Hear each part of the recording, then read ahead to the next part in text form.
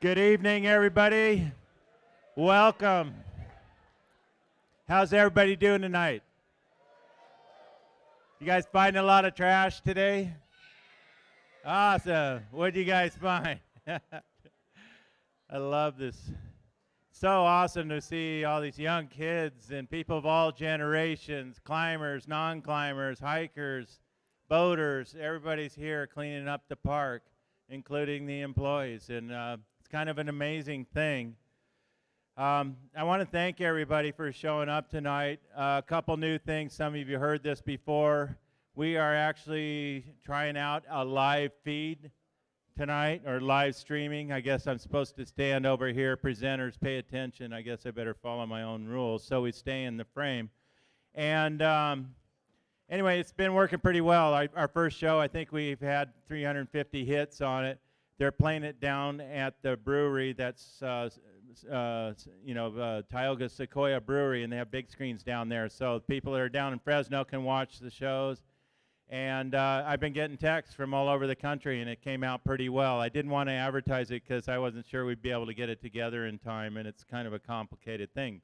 But thanks to Ed and Jim and Shannon back in the AV booth that's working tonight, and they're also running all the AV for the show. So give them a big hand.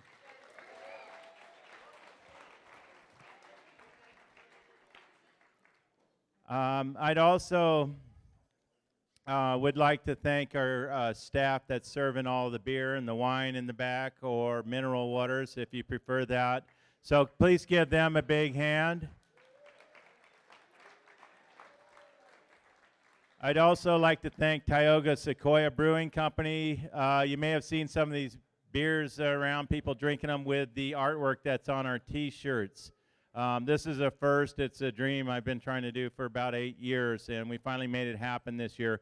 But we actually have a Facelift branded beer, and every time you buy one, we get 40 cents a can, so it'll help pay for next year's Facelift. It's pretty big, pretty huge. So I'm really appreciative of Tioga Sequoia. One other thing, somebody that helps every year that I never get to thank publicly and never get to thank privately enough is Timmy O'Neill, who comes out every year. And he's a big supporter of the Facelift, and he really makes it exceptional. Thank you, Timmy. Cool. Before I thank one other person, I'd like to go over the numbers. Today we found 725 pounds of micro trash. Some of this is repetitive, but that's pretty awesome. And with yesterday's 1,435 pounds, brings it up 2,160 pounds. This is micro trash, plastic bottles, cigarette butts, little pieces of paper, and those little stickers that are on apples and bananas. Who thought of that? That was stupid, wasn't it? That's a lot of bananas. Timmy's right. That's a lot of bananas. Come on, let me get through this, Timmy. Would you shut up over there? Anyway, oh, man. It's been a long day. We got in the special projects, yesterday was 190 pounds, today 123, so it's another 313 pounds. And that brings a total of 2,473. Quite often it builds up as the weekend goes on because you're out there looking and people find these big loads, and then by the weekend we can get a vehicle out there, and that's when the poundage really goes up. Sign-ups today, we had 590 people. This is in the valley alone. By the way, we are signing people up in Tuolumne, so we also have people cleaning up there. Also, there are kids groups are up here, and I don't have those numbers yet. So it's probably more like 700, 750 people that went out and cleaned up trash. It's I think it's going to be the biggest Facelift ever, unless it really dumps on Saturday and Sunday, because it's supposed to get a little cold, but I don't think it'll precipitate too much. But anyway, it just blows my mind what this thing has turned into, and I'm really proud of the evening programs that we do with Ed's expertise and our bar staff and everything, and we try to bring really good programming. And I'd like to thank all the people that do the presentations. They come out here they volunteer their time for these evening programs, and we have some of the best evening programs anywhere in the world, and so it's pretty cool.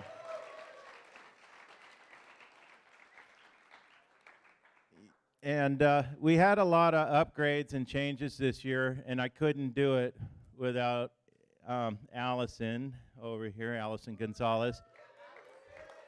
She works every bit as hard as I do throughout the year. We've become really close friends. We're on the phone a lot or texting, and we're a good team together. She can do everything I can't do, which is most of it. So it's really nice. So without further ado, I'd like to invite Allison up here. So thank you very much. Thank you, Ken. Thank you all for being here. Timmy is so ready to get up here, so I'm going to make this short.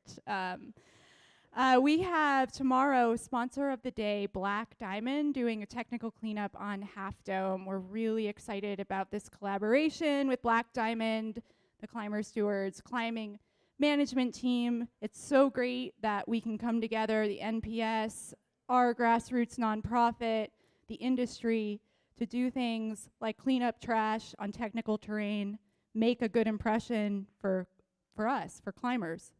Saturday, co-presenting sponsor, the North Face, technical cleanup on Mount Watkins.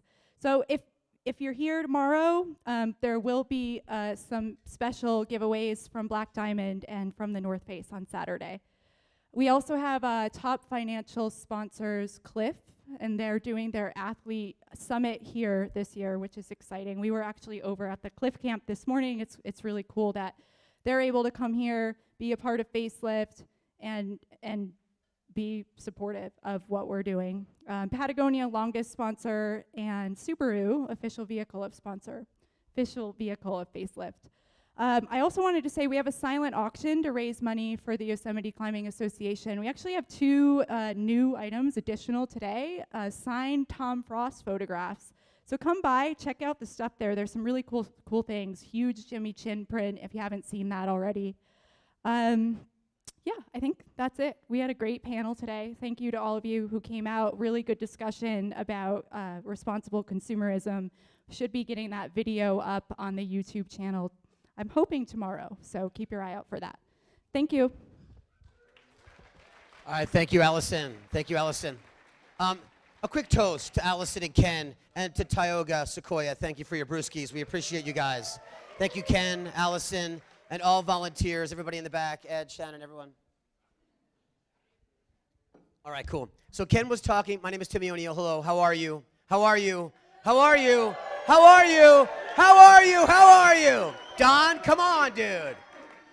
Yes. Ooh. Lots of monkey calls, and the monkeys go wild. Ooh. Okay, hold your scat. Okay. So Ken, speaking of cleaning up, Ken is, volunteering, signing up volunteers all the time, all over the place. He's actually signing up volunteers to clean his house in El Portel. If anybody wants to go that extra step, Shri, his wife, would love that. Be amazing. And then Allison talking about those special projects that they're doing.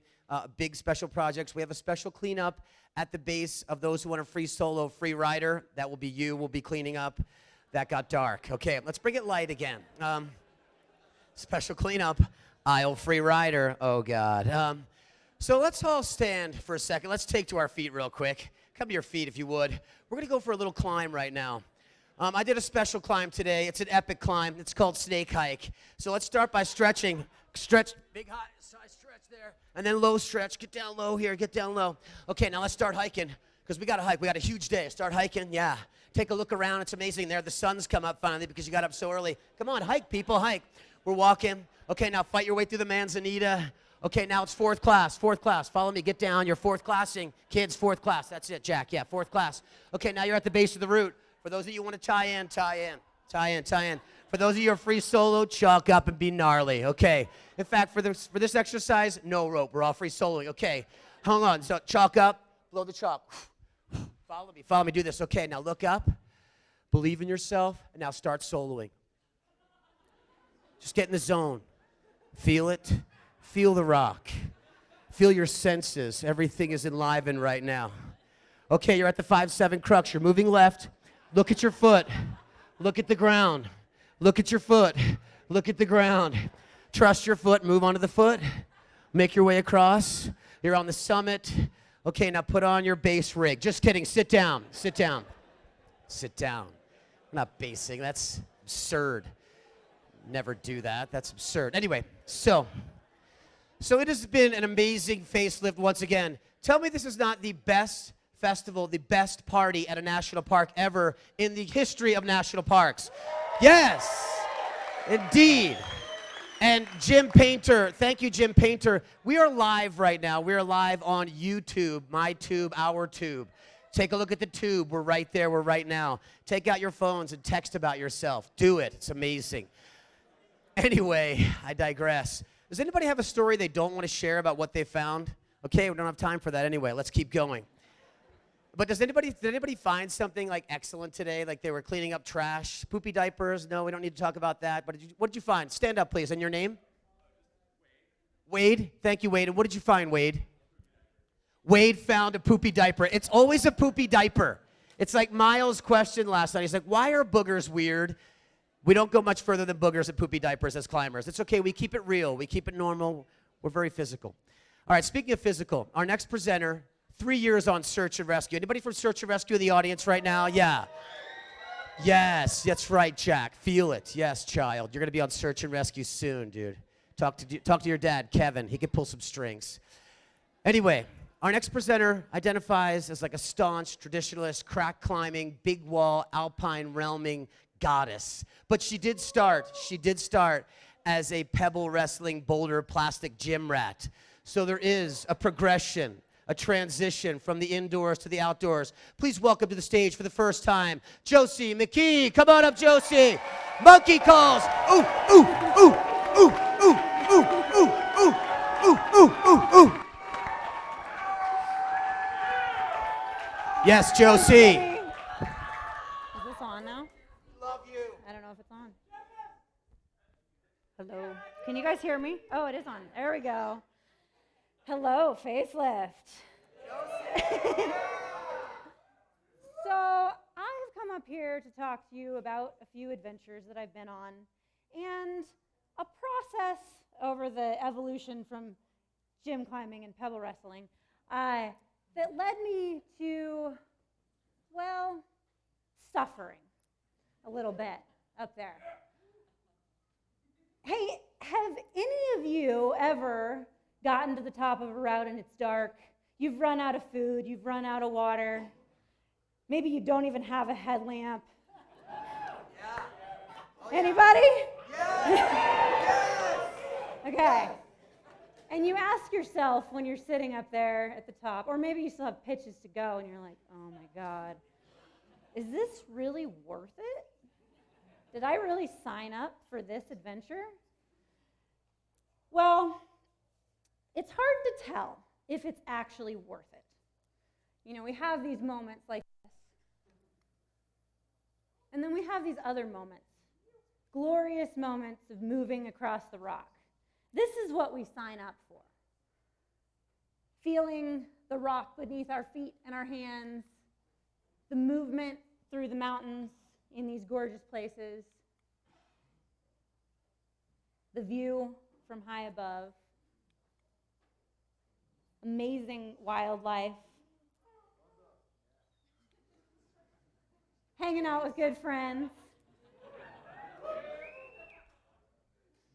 checking out the summit views. These kind of moments, we don't really think about those Sufferfest moments. We're too busy being there, being present, enjoying the experience that we signed up for. Watching sunsets and sunrises after being awake all night. Building a nice camp up high in the mountains and getting to watch the moon rise from high up on El Cap and the stars rise. And sometimes those moments just make you feel like that. Has anybody felt like that? Yeah. And that.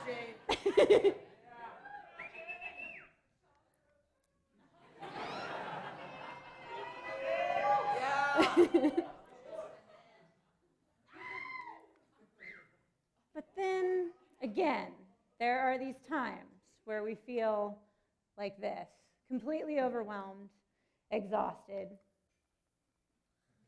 terrified.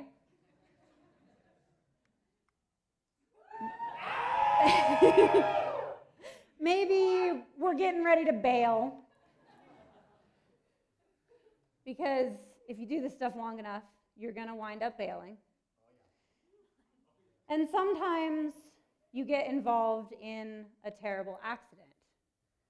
Worse than bailing, you might need to get rescued.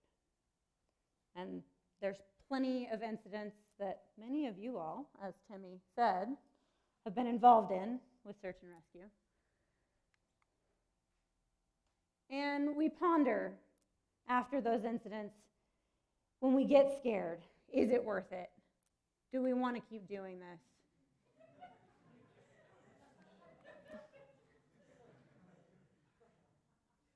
We battle through those exhausted moments.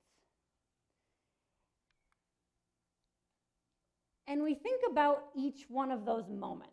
If you take the time to pause and think through, how do we define if a moment is worth it?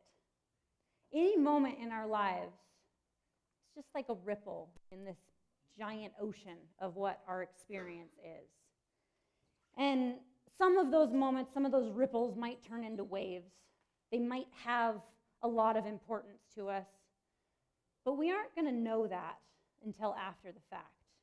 It might change our perception, it might change our future actions, it might make us decide to do something differently another time, or it might make us just enjoy a beautiful, wonderful experience in the mountains and make us feel very alive.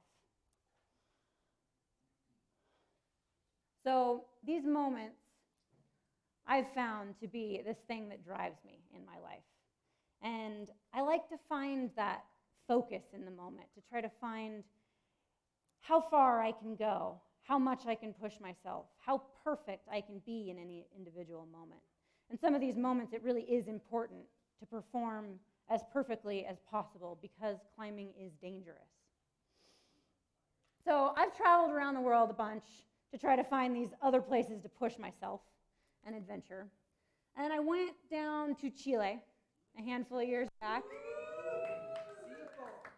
to try to climb these big granite walls. This is just a place that I found after much Google earthing. In the realm of Cochimo, if you have all heard of that place, seen pictures, or been there, it's in that same region. A bunch of gorgeous granite all around there. And it's quite jungly. This place we decided we would call the castle because it's pretty much surrounded on all sides by a moat, a giant lake, this raging river, and the Pacific Ocean. It's hard to get to. We got dropped off on the far shore, myself, my climbing partner, and this boatload of stuff, and then the guy left us, and we went marching into the jungle.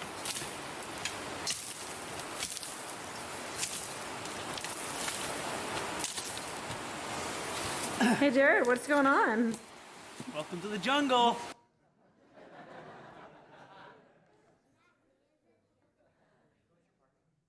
Jared Spalding, a friend of mine from Wyoming. We've rambled around the mountains out there, and we were like, all right, let's go to Chile. Let's go check this place out. So we thrashed our way into the jungle, and let me tell you, there's some suffering involved in this.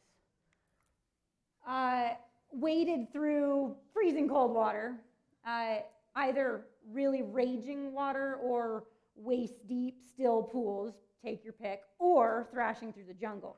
We found it to be easier, actually, to travel by river to get up to these walls. And they're absolutely gorgeous. But it rains a lot there. So we're sitting there at base camp underneath these walls in the rain, and we're out there for about 3 weeks total at this base camp, and we wind up with, I think, 3 small weather windows, all of which were around 30 hours long, so not very long for the rock to dry out enough to climb and then to go up and down first ascent style in this valley that nobody had ever been in before. So lots of route finding, lots of adventuring, and lots of sitting out the rainstorms. So we climb up, we do these things in these big pushes. It took us 20 plus hours on multiple things that we tried to do. And this is early in the morning as the sun is rising again. We've been awake for maybe like 26 hours at this point. And I remember right before this image was taken, before the sun came up, it was still dark, and I'm looking down at this pool below us, and I see all these lights flashing around down there. And I didn't realize there was water below us at the time. I was hallucinating on sleep deprivation at this point. And I thought that there were people down there, but there's nobody else in this valley. It's like multiple days hiking through the jungle to get there. I couldn't figure out what it was until suddenly it dawned on me that it was a reflection of the stars in this pool, which was absolutely incredible, and probably more so because it was sleep-induced hallucination also going on with it, enhancing the vision. We spent some time army crawling through the jungle here, in the daylight, in the dark, after 20-something hours on the go. And we got to climb some really cool rock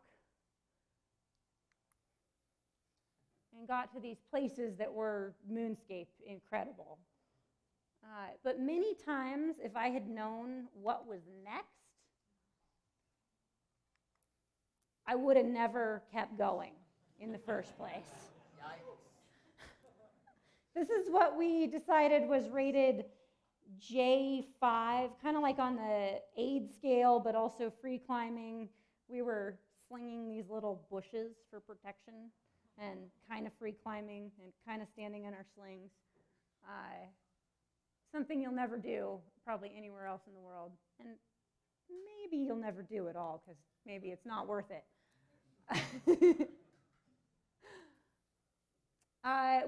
So this is our last adventure attempt. This is the wall that we had been looking at the whole time, and we have the largest weather window of the trip, which was maybe it was 35 hours. And we're gonna go climb this thing. We'd had this argument before about what gear to bring. We decided not to bring the number 6 because we'd figure out a way to get up it. We brought the big bros instead. And we're like, oh yeah, what are the odds that we're gonna encounter like a splitter number 6 crack? Well, the big bros didn't fit, and this was a splitter overhanging number 6 crack. And we went up a little ways, and then we're like, you know what, this is stupid.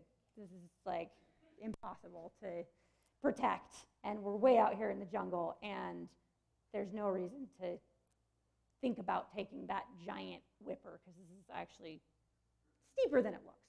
So we bailed from here, and the things that I remember from this trip stand out to me. Kind of that curiosity of looking up at that splitter number 6 crack, the wading waist deep in the river, and these long, long days and beautiful landscapes. And again, so much suffering involved, and in the moment thinking, there's no way I would want to keep doing this. But yeah, it was worth it, if only to train me how to suffer a little bit more and to bear with the suffering. Oops, clicking too quickly. Go back. So last year we went on this trip to climb in the Himalaya. This is a peak called Arjuna. We were going to attempt to do a first ascent on this peak. And it's deep in the Himalaya, in the far north Jammu Kashmir region. And we went via these gnarly roads. This is probably the most dangerous part of the expedition, on these roads. Deep into the mountains. Had to cross the sketchiest cable car to get across this river. And then we hiked in multiple days with all of this stuff, porters carrying. Those are 2 loads of 50 pounds on his back each, so 100 pounds on his back up crazy terrain. I don't know how they do it, but it's amazing. And we got our first glimpses of Arjuna through the clouds, and it stormed on us for days and days and days, and we would get these, like, it's dumping snow, we're pushing it off the roof of our base camp tent, and then these small little windows, and we adventured up the glacier because we wanted to figure out how to get to the base of the peak. And that turned out to be the crux, was actually getting through this glacier. So if you can see, whoops, sorry. This tongue of ice coming down here was a fairly active ice fall, dumping stuff down, and it was the easiest way to get through the glacier, but very dangerous to go under. We saw chunks of like microwave, refrigerator size blocks of rock and ice tumbling down it at all hours of the day. And so our goal was to find a way through the maze instead of going the easy way under. And we spent a lot of days scouting. And the terrain was just absolutely a maze. It was crazy. It was gorgeous, but it wasn't very useful for getting to the base of our peak. It was like fun in the moment of like, oh, this is kind of cool to explore through this, but we're never going to get there. Jumping over these giant crevasses, ice climbing through the glacier on little vertical pitches. And then we'd have these weather patterns that would come in, this fog that would engulf us with a little bit of precip, and it would usually go and come within an hour or two, but sometimes it would stick around for longer. And we got up through the top of that really technical ice fall on one scouting mission, and my climbing partner and I see this fog coming down, and we could tell that it's raining and it's cold out. And this is the kind of thing that you don't want to encounter at 15, 16,000 feet in the Himalayas. Like, kind of dangerous, right? You're going to get wet, you're going to get cold, maybe hypothermic, maybe not be able to find your way back to base camp. And so we're thinking, okay, we've done with our scouting today, we need to go back. And she really wanted to get out of there really fast and go underneath that tongue of ice on the glacier, this thing. This is a little closer up view of the ice fall that was dangerous. She really wanted to go right underneath that to just get out of there fast. And I was thinking we should just go back the way that we came, because that is deadly, whereas probably a storm on the glacier would just create a lot of suffering, but probably not be deadly. And that was the thought process in my mind, but it wasn't quite as clearly articulated as it is right now, of like death versus suffering.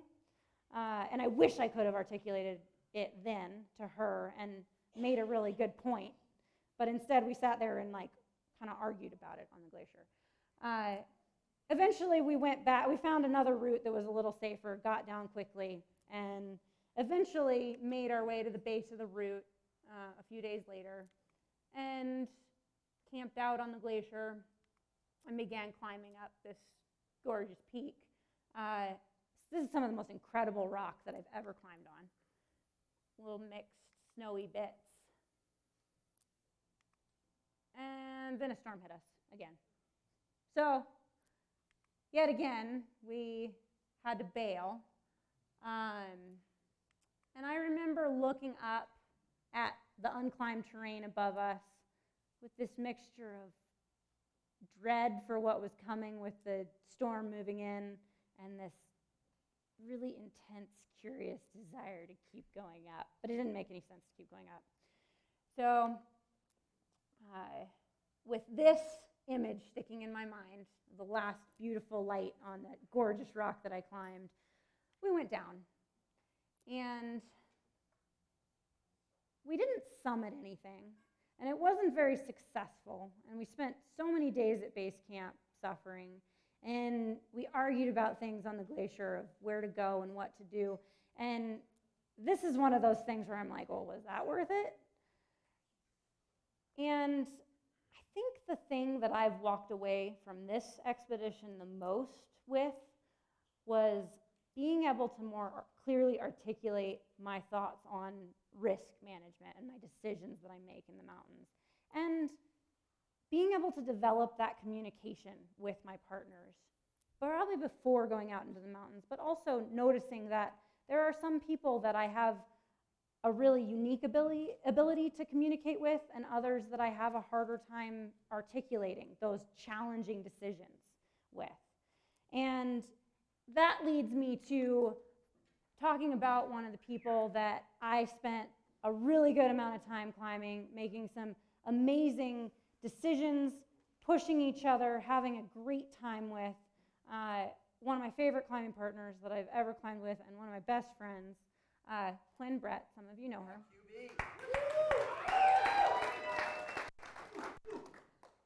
So Quinn and I met in Patagonia, and we climbed a little bit down there together, like maybe 2 pitches before we bailed because it was too cold. And then she came to the valley a couple years ago after we'd talked a bunch on the phone, and pretty much the first thing that we climbed together was the nose in a day. As the first day of this 7 big walls in 7 days challenge that we did. We climbed 7 walls in Yosemite Valley in 7 days. All of them taking less than 10 hours to do. So we were a pretty high-performing team. We were doing this stuff that, like, just signing up with somebody that I hadn't climbed with much and just doing that really speaks to a partnership. Something worked really well with Quinn and I. So this is on Half Dome in that 7 big wall, 7 days. This is the nose. This is also high up on the nose. That was not part of that adventure, but together we also climbed the first female team ascent in a day of the triple direct in a day with Lauren, who's also out there in the audience. That's what this image is from. And just had a really good time doing it. Most of the time was laughter and fun. There were a couple of moments where we suffered for sure, but for the most part, it was a really good time. And the next fall season, she came back, and we're like, we can crush, we can do these things. We really wanted to try and do not back-to-back big walls in multiple days, but to try to do multiple big walls in 1 day. And so we were beginning to train to see how fast we could climb the nose. And this is us sitting around my living room discussing our nose beta. We'd done multiple other laps on it. We were trying to cut down time, cut down really specifics in when we did transitions, what gear we needed, all of these little details. So night before, we figured it all out. We went to bed, and that day actually was a pretty challenging day in the climbing community. A few of our really good friends had passed away recently, and I think that was going on in our minds. And neither of us slept very well that night. And I woke up as planned. I think 5 a.m. was when we were supposed to wake up at my house in Mariposa, drive into the valley, go climb the nose in a day. And I'm like, I didn't sleep, Quinn. Can we sleep in a little bit longer? And she said, yeah, sure, me neither. So we slept a little bit later, and feeling slightly more refreshed, but still just off, we drove up to the valley at like 9 a.m. and we're like, all right, well, we said we're going to do this thing. Like, let's go see how fast we can climb the nose. And I think because of this partnership, because of this commitment that we had given to each other, we actually didn't communicate very well. I don't think either of us expressed this deep feeling of discomfort with what we were doing. And that day, about halfway up the nose, we've been moving really, really fast. We were doing probably some of the best climbing that I'd ever done. I had a moment about halfway up thinking, oh, we were simul climbing. If I take this piece out right now, neither of us are attached to the rock, but that's okay because there's like ledges in between us. And I just got to be really on it. And I moved through those moves and got up a little higher. I was clipped into the bolt ladder above the boot flake, and Quinn fell. And Quinn fell without any gear in from the top of the boot flake and impacted a ledge. And this image Tom Evans took of the rescue that ensued afterward. And these are many of my friends' faces, and I always have a hard time looking at this image because I know, being on this side of the rescue, of what it must have felt like to hear about your friends up there. But they executed a phenomenal rescue, thanks to the pilots on 551, Phil Johnson, who is the IC on that incident. I remember talking to him multiple times. Brandon Latham and Aaron Smith came flying in to the ledge and helped me and put Quinn into a litter, and she was taken off the mountain. These are great images that Tom took of this incident. And Quinn, in that incident, she was very, very lucky to survive, but she sustained a T12 fracture of her back and no longer has any feeling below like mid-spine, can no longer walk because of this incident. She's still an amazing human, is doing amazing things. But that's one of those decisions that, like, that we could have listened to our gut instincts and not gone that day. That was one of those, no goddamn way is that worth it, that kind of thing. What we were doing was quite dangerous, but many things that we do out there in the mountains are dangerous. For the last few years since that incident, I've had a lot of problems with confidence, of trusting myself to execute those things perfectly, as I mentioned earlier. It's like, stuff is dangerous. What if I don't tie my knot right? What if I slip when I shouldn't slip? I cried on top rope on a route that I'd done many times, the first time I went climbing after this. And I just didn't believe in myself. I questioned everything from that incident. I questioned if we should even be climbing at all. But many of those moments, kind of looking back, if y'all remember those moments from the beginning of the slideshow of running and moving and feeling the rock under your feet in the mountains, those still drove me, and I still wanted to do these things. And so gradually I started climbing more. I sport climbed a lot. I've been sport climbing a ton this summer, kind of going back to my roots. But I started developing that confidence again. And I wanted that feeling again, that feeling of movement and feeling very present, feeling like I could execute something perfectly. And I spent a bunch of time this summer in Wyoming, and I've been wanting to climb this thing, the Circuit Towers Traverse, for years. And so about a month ago, I decided that I was going to go out there, and I wanted to climb it car to car in a day. So it's about 20-something miles, about 13 miles on trail, maybe 8 or so off trail, 11 peaks of roughly 12,000 feet, and 5, 7 climbing. Nothing super challenging, but very real to just go out there and try to do this. And so I set out from the trailhead. I actually set out a little later than I had anticipated because I really wanted to get a good night's sleep. And I walked in a bit in front of some friends of mine that were going out into a similar area to go climbing.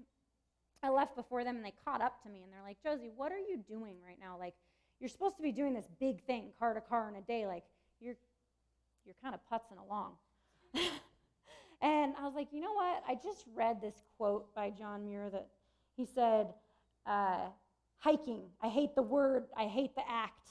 I prefer to saunter in the mountains. And so I'm sauntering along, and I really just wanted to take in those moments. I wanted to see if it felt right.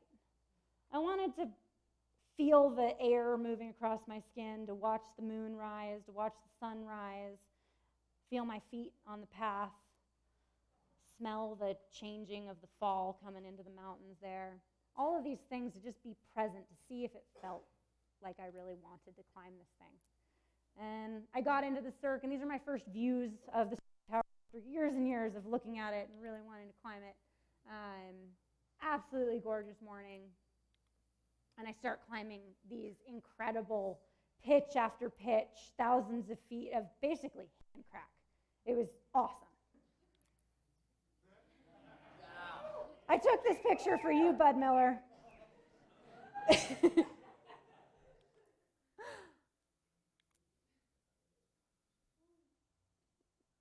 looking down the traverse at some other climbers there and route finding, and everything was just coming together perfectly. It almost felt like I had this instinct of where to go, even though I'd never been in these mountains before.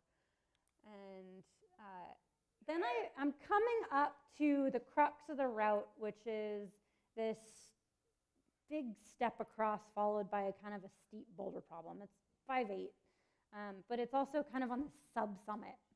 And I got off route because I was thinking about that.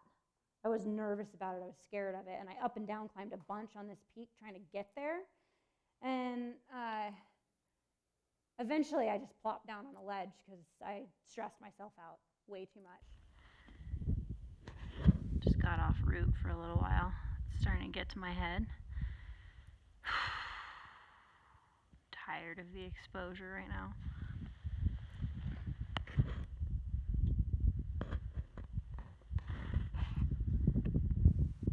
Otherwise, it's been an amazing day up until this point. Just gotta regroup. So I breathed, and I regrouped, and I kept going, and got to that step across move, and I'm like, this is a sub-summit anyway. This is stupid. I don't want to die doing this. And so I didn't do it. I rappelled down from there and finished the rest of the traverse just as the sun was sinking. And it was incredible. The whole experience, the whole day was absolutely incredible. Walked down the trail completely in the dark. Actually fell asleep while walking on the way out, which is a first for me. Flat trail though, so it worked out. It's me kind of exhausted right as the sun's going down, being like, oh my gosh, I have so much to do still, but I gotta keep going. And think about it. Is it worth it? And I think it's important to ask that question and to feel, to listen, and to live your way to the answer to that question, because you can't answer it beforehand. You might be able to look back at it and be able to say yay or nay, was it worth it? But to make decisions based on those feelings, those impulses that come to you, and try to be very present and to do things for the right reasons. And I think that that was what I really felt on that Sept Traverse day. Just being present and doing it for the right reasons. And knowing that sometimes, regardless of the choices that you make, things might go wrong. And something that I've been involved with since Quinn's accident, and I just want to throw out to you all, is, oh, hang on, sorry. One more thing to say before I went there. This idea that we have to embrace this uncertainty, right? Adjusting to unbearable persistence of uncertainty may be one of the loftiest accomplishments of human wisdom. Regardless of what we know and what we do, we don't really know anything. And so being able to keep moving forward regardless of that uncertainty. And now, something I've been involved with since Quinn's incident, the AAC has put together with Madeline Sorkin, Hannah Taylor, doing the Climbing Grief Fund, which is opening a conversation about trauma, about grief, relating to accidents in the mountains. And right now they're taking donations to give grants for people to get therapy after trauma-related incidents, giving resources for therapists to talk to, putting together a group of people that have been through some of that stuff so that we are resources to talk to. So consider donating to them, or if you need support from them, we've been saying #GotGrief. Go check them out. They'll also be at the Craggin Classic event in Bishop, if any of y'all will be there next month. So, thanks to my partners and some sponsors that have helped me along the way on these adventures and put up with me. Thanks, y'all.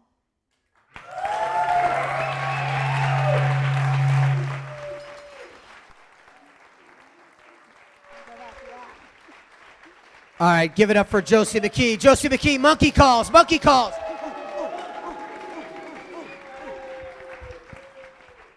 Josie, wow, climbers are deep. It's like heavy, philosophical. It's like we're playing chess with our lives. Do you ever feel like just playing Uno or like Pokemon Go? That's what I'm Like how do you like take it easy? Like what is that? Because this is very serious stuff. Visually very stunning. And then psychologically and intellectually very moving, right? But how do you keep it light? When are you light? Because I mean, I sense that you're a happy, carefree, joyous person. But let's face it, climbers are deep thinkers. I mean, we like to toil, as you mentioned. We like to find these cruxes. But what do you do for like chill time? What does it look like? Well, suffering intense in base camp is one way to chill. And that's also where a lot of the thinking comes from. I actually was working with a woman, Chris Heilman, who's a mindset coach. She's awesome. And she's like, Josie, you are too stressed. You need to figure out what in climbing makes you happy and fun and carefree, like you're asking me. And I thought about it a lot, and I was like, you know what? Actually, sport climbing on limestone, It's not bad. real Pretty good safe. fun. That and reading Dr. Seuss. I would recommend Dr. Seuss, seriously. Dr. Seuss is So good. playful, it's so good. Ed, can we bring up the house lights too? Because we're going to do some questions. Thanks so much. And for those of you that are watching at home, hey, way to be. Say hello to everybody watching at home right now. Hey, we love you, live feed people. Any questions for Josie Mckee out there? Anybody got a question for her right now? You know, yeah, go for it. Okay, so we saw that there were some earbuds in, and the question for those of you on the live feed is, what were you listening to? Was that music? Was that a podcast? Was it something deep and philosophical, something light and carefree? So at that point, I had completed the technical part of the Traverse. I didn't like to listen to music while on the technical part, but at this point, I had about 2 hours before it got dark, and about, I don't know, like 6 more peaks to scramble over. Couple miles of this up and down Talus Strand. No way I was going to do it in 2 hours, but I did. White Snake. White Here Snake. I go. Here I go again on my own. And you were like the chick on the hood of that car or something, sending the crack upside down. It's amazing. White Snake. That's so 80s. 80s music is good to psych you up. Awesome. A lot of Quiet Riot. Come on, feel the noise. I love that. Great answer. Great question. White Snake. Any other questions out there for Josie Mckee? Josie, I have a question for you. Yeah. This whole thing, like fire purifies, right?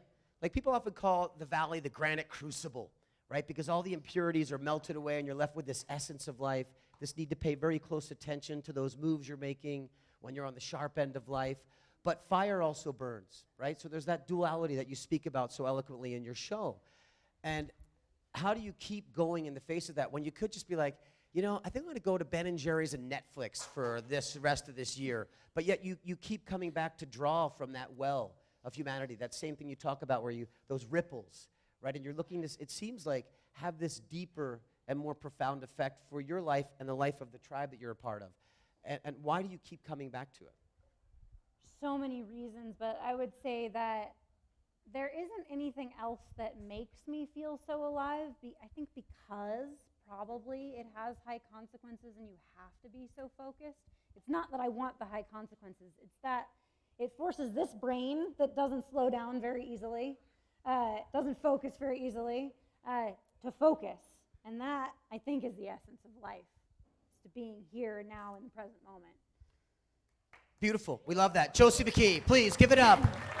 Wonderfully present, ready to send. The monkeys unite to celebrate Josie Mckee, yeah! Ooh, ooh, ooh, ooh, ooh. Okay, monkeys, settle down, monkeys. Good monkey, dance, monkey, dance. Okay, so we're gonna take a brief bio break, beer break. We'll be right back with Marc Norman from USA Climbing. I'm Timmy O'Neill. Let's do this, 5 minutes, get back here. Okay, we're gonna grab a seat. Come on in and have a seat, people. Please, come on and have a seat down here. Kyle Sparks, how are the legs feeling from the snake dike? They okay? A little blown out? Okay, for those of you who are paying attention, let me see your eyes. Anybody paying attention to me right now? Let me see your eyes. I'm looking at you. I'm looking at you. I'm looking at you. I'm looking at you. Well done. I'm looking at you. And now for those of you who are paying attention, Don Mealing, love you. I'd like for you to help me with that S and the H. You know, it's like shush, shut up, shame. So on 3, we're going to do it really loud. 1, 2, 3. No, they can hug with ecstatic love right now. She like jumps up on the seat, legs flying. I love that. And then for those of you who are paying attention, we're going to do one more SH because we want them to. So on 3, 1, 2, 3. Hey, if it's so important, take it outside because we have our next presenter coming up on stage, and I'm sure if you were a presenter, you would want their undivided attention. So those of you still talking in the back, Jerry, thank you so much. That is you. We're going to take a moment, and if you're here with me right now, Josie Mckee, a round of applause right now for Josie. Josie, that is for you. And I know some of you are eating, so be careful with this next exercise, and if you're drinking, stop right now. We're going to empty out our lungs right now. Empty out your lungs all the way. Exhale, exhale, all the way out, all the way out. And then slowly fill it up through the nose, all the way up. Fill those lungs all the way up. Fill it up, and then loudly out the mouth, lion's breath. Roar. Wow, man. That's called dental floss, you guys. Woo!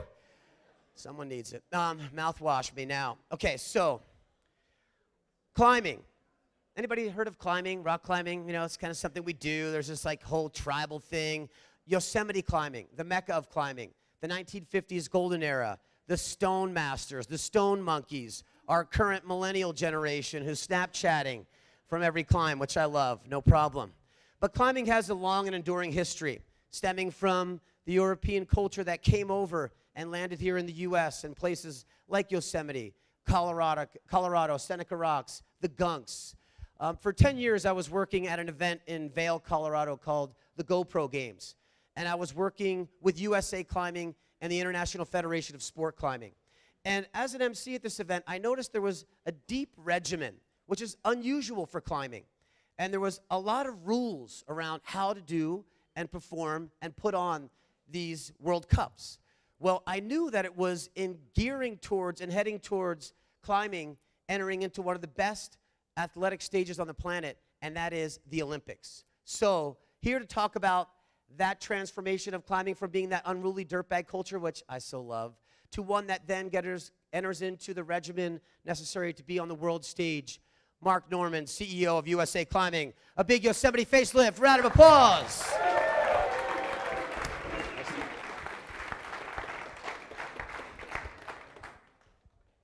Well, thanks everyone. Pleasure to be here tonight. So just love to talk a little bit about USA Climbing to maybe a group that doesn't know a lot about us. I learned a new term, thanks Timmy, for pebble wrestling. I think maybe we'll look at changing our name to USA Pebble Wrestling in the future, but I think it'd just be great just to talk a little bit about us. The biggest news, obviously, is our inclusion in Tokyo for 2020. I'll second that. That is awesome. A huge moment for our sport coming out onto the world stage, really exposing it not to us that are climbers, but exposing it to the general public is going to make a huge impact on people's perception of climbing going forward. So I thought I'd start off with a little video about us as well with some competition climbing.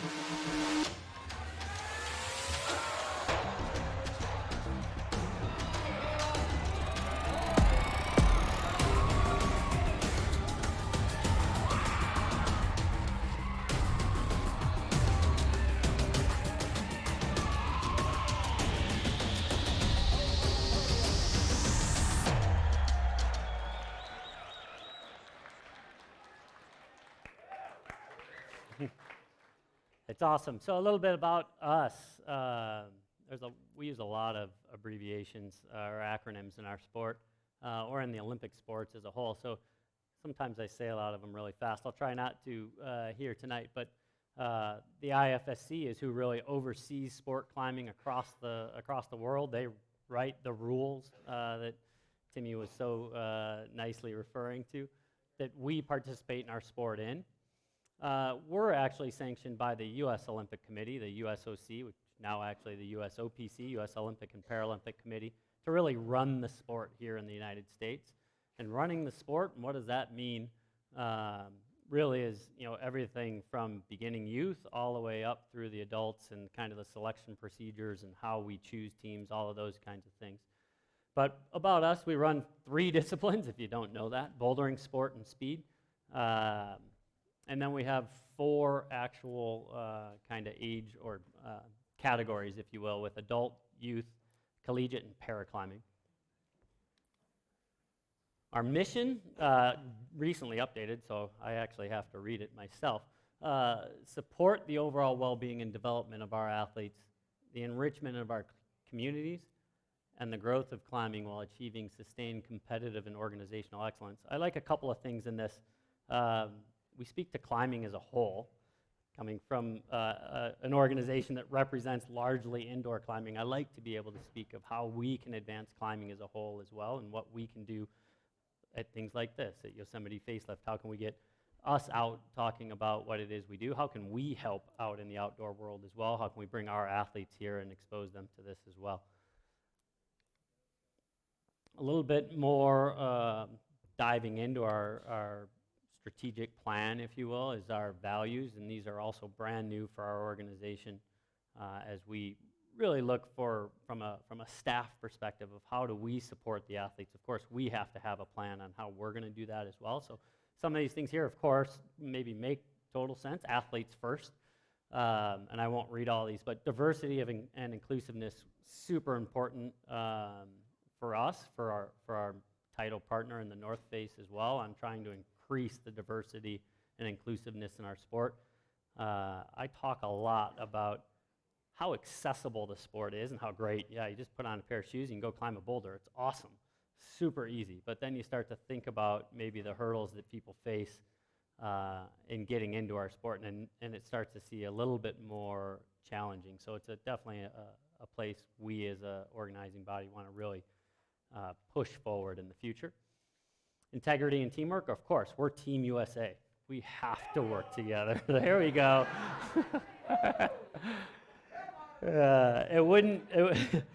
That is awesome. I need you to come talk to some of our athletes. That'd be awesome as well. Environmental stewardship. You might say, why is USA Climbing care about environmental stewardship? We're an indoor organization.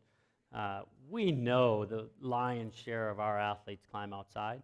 We know that we then have a responsibility to protect the outdoors and to speak up for the outdoors and protecting those critical spaces. One of the great reasons, thank you, Ken, for inviting us here tonight, that I was so eager to come and talk.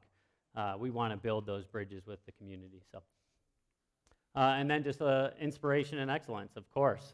We want to be excellent at what we are trying to achieve. We want our athletes to be excellent at what they're trying to achieve. I hear this question a lot, so I thought I'd throw it up here, which is really, how do we operate? Where do we get our money? How does USA Climbing run? We are a nonprofit organization, so we really rely on kind of our membership, our events, and sponsorship and fundraising. That is our revenue, $5.3 million today. And our expenses, no big surprise. Events on the opposite side of that. The administration of just running a sport nationwide and what that costs and what that entails. And then newly, as we've become this Olympic sport, high performance. So if Josie was still in the room, she used a term earlier that I hate aging out of our sport. She now has changed that to, I went on to retired for big wall climbing. I love that. So high performance has never really existed in our sport. We'll talk a lot about that tonight and what that really means. And that's showing more of an investment from USA Climbing here going forward. But the last thing here, and this is true of all the governing bodies of all the sports in the U.S., is we receive no governmental support.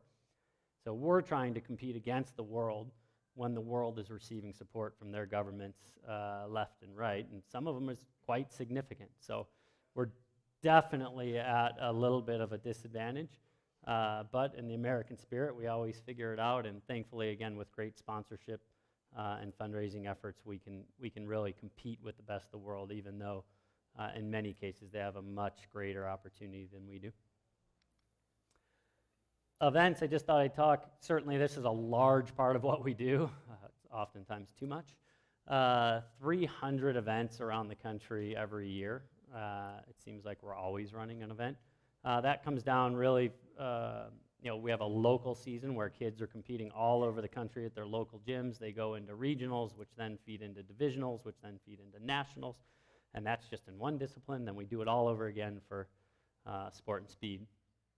We run, as I mentioned, the national championships in youth. We run a paraclimbing championships for all paraclimbers. We're one of the only countries in the world running a paraclimbing national championship, something I'm very proud of. We run a collegiate national championships, and certainly a place for us in the future to grow our footprint from an NCAA standpoint. How can we provide even more to athletes long term? And then, of course, our adult national championships, which would be no surprise in all of those disciplines. Our national championships just recently, last year, we signed an agreement with ESPN. Not everybody loved that we signed an agreement with ESPN, but we really wanted to bring our sport to the masses. And TV still is pretty strong in that regard. So our agreement with ESPN last year was really to air 3 of our national championships, the combined bouldering and sport and speed national championships. In 2020, we've expanded that to 4 national championships, including collegiate, which ought to be quite interesting. There was a finalist wearing a bagel hat last year. So it should be quite a different program, but ESPN has been great for us being able to bring what we had done in the past really through YouTube and our own channels. Has been a pretty small audience of dedicated climbers. We wanted to speak not to them, we wanted to speak to the broader mass market. So 13 million viewers have watched our programs. ESPN, I spoke to them shortly after the first event had aired, and they were really excited. We were guaranteed 9 shows. Through the end of the year here, we'll probably go closer to 30 shows where they've basically re-aired it, and I continually get a little text message like, hey, I'm sitting in the bar and climbing's on. Never thought I'd actually hear that. But it's been a great opportunity, again, as we build into the games to really bring the sport to the mass market, if you will. When doing that, not all climbers love that program as well. We really, again, we wanted to speak to that audience, so we needed to explain our sport. We needed to not, if you will, we needed to dumb it down a little bit, make it as exciting as we could, present it as best possible. So we were always looking for those kind of creative, unique ways. And I guess I'll ask a question. Did anybody here see it on ESPN? Dang it. Next year. And again, really, our market really was going at the general public, trying to get as many viewers as we could through that. And that was really trying to bring unique portions of our sport, trying to use the terms of our sport, of course, but then trying to explain what those terms meant, beta, and things like that were always kind of embedded in our programs to kind of get people excited about what it is we were doing. So a little video here. I'll start with just a little segment. North Face is our founding partner. They're a huge partner of ours. Without the North Face, we could not do what we do every day. So North Face also helped us with the ESPN cost. Obviously, that wasn't a free program. We had to pay for that. So North Face stepped up. They took advantage of that. Even in the competition world, climbing is such a creative sport. You look at what some of the setters create, and it's beautiful. I mean, it looks like a canvas. They strip the wall, it's this blank canvas, and then they come up with this magic and these patterns and designs, especially with the holds that are being created nowadays, these beautiful colored volumes.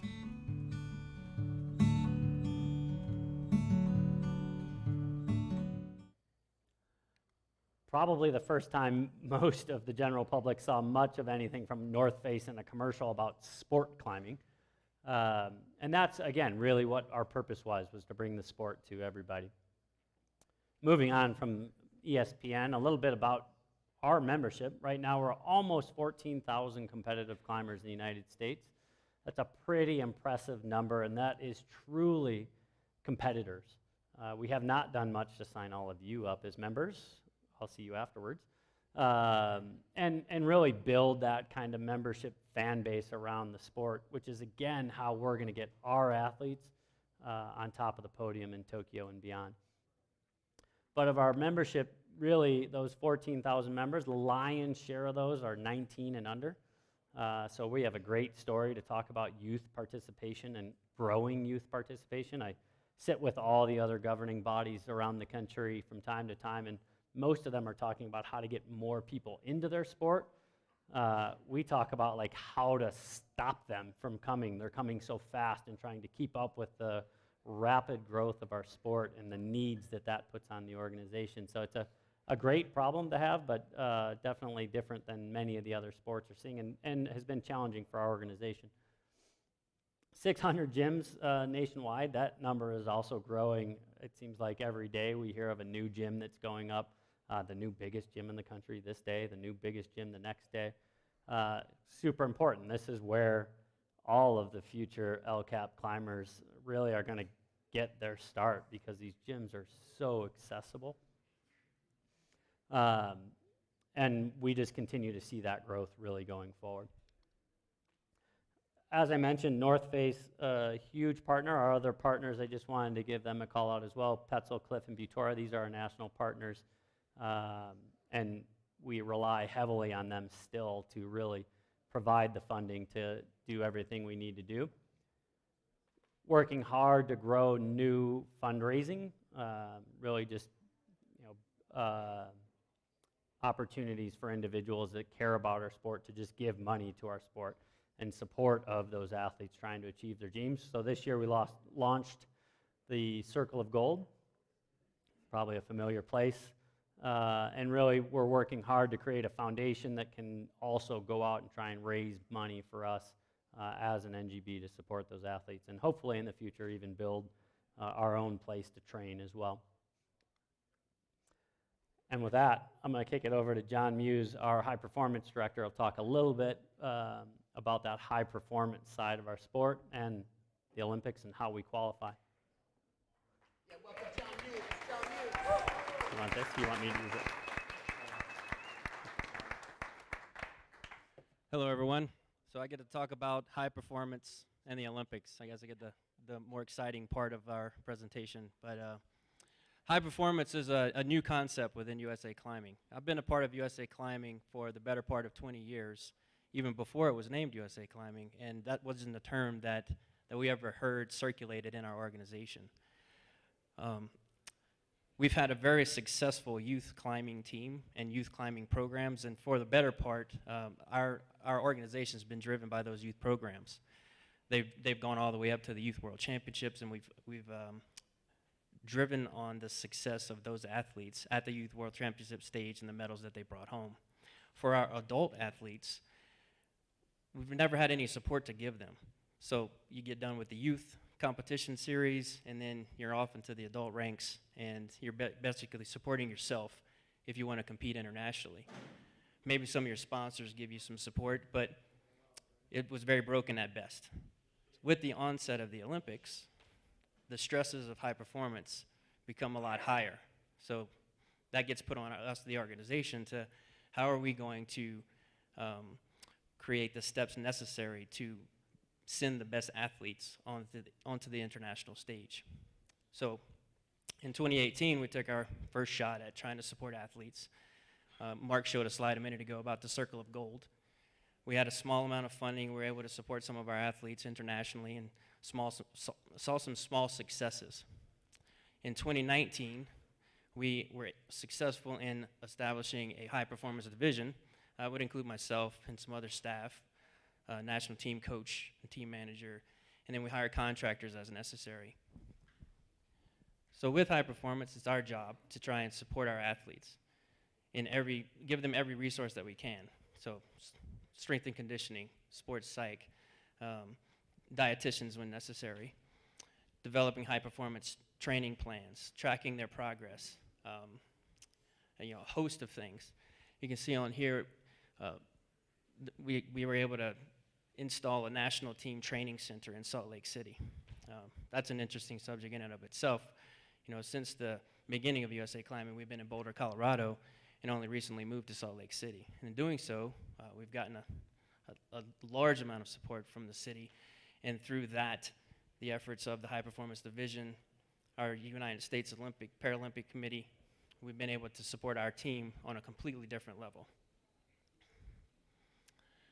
In high performance, we also want to provide opportunities for athletes to have post-competitive careers.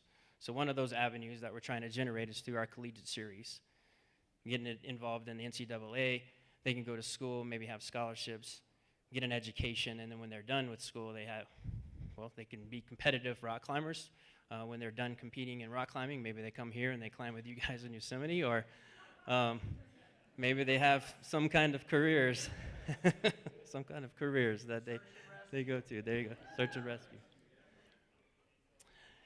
So our high performance team, our U.S. national overall team was formed at the end of our last event this past season in March. And you can see them here left to right. It was made up of 4 members: Margot Hayes, Brooke Rebatu, Ashima Shirashi, Kyra Condi. And then for the guys, it was Drew Wawana, Sean Bailey, Nathaniel Coleman, and Zach Gala. A couple of athletes that you don't see here per gender. On the left side for the women, you wouldn't see Alex Johnson and Natalia Grossman. And then on the right, a couple of men, Joe Goodacre and John Brosler. So we took these athletes and we started supporting them in a different way, bringing them consistently to international events so that they would have the opportunity, as Marc said, and like other governments support their teams, to be formed as a team and go to as many international events as we could to increase our successes at qualifying for the Olympics. So on to the Olympics. It's a pretty confusing and convoluted idea of how we qualify there. First and foremost, the format is something that isn't accustomed to climbing. It's a 3-discipline format called the combined. So athletes have to compete in all 3 disciplines in a day. They start out by speed climbing, then they go through a round of boulders, and then they do a couple of rock climbs, a couple of sport routes, Through the course of that, their ranks in each of those disciplines is what gives them an overall rank in the combined format. For the Olympics, only 20 men and 20 women can qualify for the Olympics. The quota per national federation is 2 men and 2 women. So for us, the U.S., the most that we could qualify would be 2 men and 2 women. Fortunately, we already have a woman qualified. Brooke Rabatu has qualified for the Olympics. So the stresses of whether we would actually qualify an athlete or not are gone. We are in the Olympics, and I'm very excited about that, and I'm confident that we'll qualify additional athletes. The competitive venue, just so you have an idea, is in Tokyo, middle of the summer, 98 degrees, 98% humidity, and it's going to be outside. So think about that. So in high performance, and then in conjunction with the USOPC, we're working on things to help these athletes be successful in performance while in this environment. An ice vest, ways to get chalk out of their pants quicker than trying to reach back in a chalk bag, other things on their body to help keep them dry. So those are just some things that we're working on to try and help them be more successful in the Olympics. So through the qualification pathways, as I said, there are 20 women and 20 men that can qualify for the Olympics. The first 7 men and 7 women are chosen from the World Championships, which we just had, and they've already been selected in Hachiochi, Japan. The next 6 women and 6 men will be chosen at this event called, it's an Olympic qualifying, a special Olympic qualifying event in Toulouse, France. Now that's a unique event, because while at the World Championships, we could send our entire team that we wanted to send to the World Championships to compete.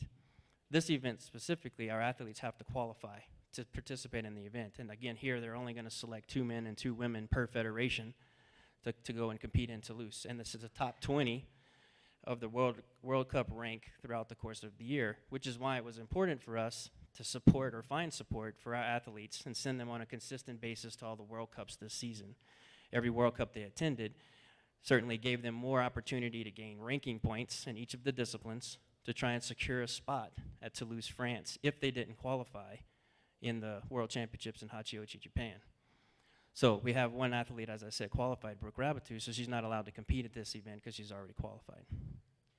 It does look like we'll qualify 2 men and 2 women to Toulouse, France. So when that is broadcast, and as you know that this is happening, make sure you take a look. It's at the end of November. The last possible qualifying event that'll take place is actually here in Los Angeles at the end of February, beginning of March. And it's an Olympic qualifying event called the IFSC Combined Continental Championships. And from that event, only one male and 1 female can qualify for the Olympics. So if we don't have any athletes that have qualified through the other metrics that I just told you, this will be their last opportunity to qualify. And there are 5 different continental championships that are happening across the world, and that qualifies the additional 5 women and 5 men. And I think at this point we're at 18. The additional 1 and 1 comes from a tripartite country, and then 1 and 1 to the host country. So that makes up to 20 men and 20 women. The future looks pretty bright. They've already voted us in Paris. So unless something goes terribly wrong in Tokyo, we'll be in the Paris Games. And one neat thing about Paris is that they've also proposed that they segregate out speed so that speed will be its own discipline. Yeah. And there'll be a different type of a combined is what they're talking about right now, will be the lead and boulder disciplines together. And then in 2028, we're here in Los Angeles. So with that, I'll bring Marc back up. You can take that. Clicker. He could have stayed up here. He could have. Yeah, so just 2 slides left.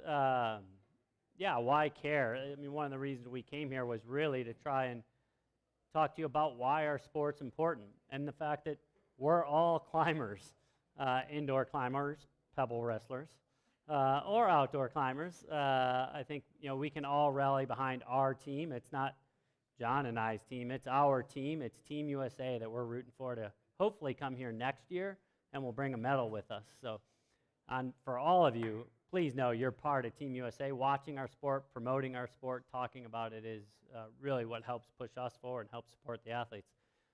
Thought I'd leave you with one.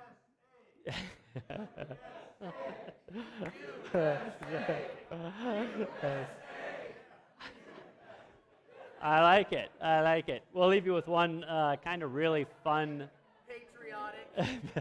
Patriotic. We'll leave you with one funny video.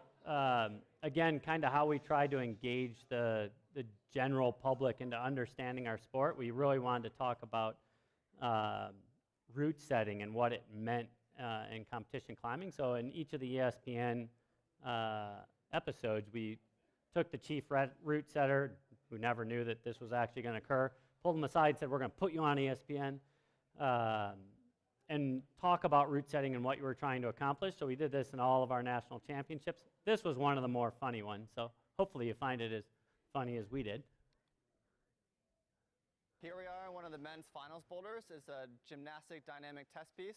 We're here to kind of showcase the gymnastic movement on the boulder to the crowd and for the competitor. So we're here to see route setter Garrett try the moves. We'll see how he does. So the idea here is that he's going to carry his momentum throughout this in-cut start hold. Hopefully he doesn't have the ability to stop on the first hold, and he has to carry through to the second and third. 1, 2. That was really close. That was super exciting. So he's starting. The idea is he has to generate his momentum in order to gain the second hold. And then hopefully he carries his movement through to the following hold. Oh, it doesn't look like he did so well there. Grabs the first hold. Ah, it was really close. 1, 2. Oh, man. So 1, 2. Wow. And then the third hold. That was really cool. 1. Wow. 1, 2, 3. You did it.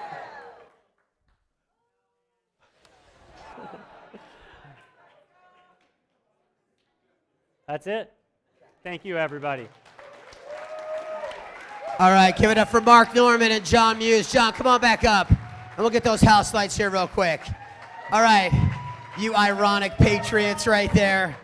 I love you. Okay, so very cool. I love to see the development of the sport as it comes from this, wild band of rabble-rousers. I'm looking at you, into something much more cultivated, much more curated to get us there. But my question is around watchability. You mentioned it. You know, people are talking about, like, with golf, it, like, takes so long. They're talking about making the golf hole bigger, or soccer, you know, what we call football as well, making the net bigger. You know, Ninja Warriors, right? Like, that's really popular because it sort of makes it sort of even more contrived, perhaps.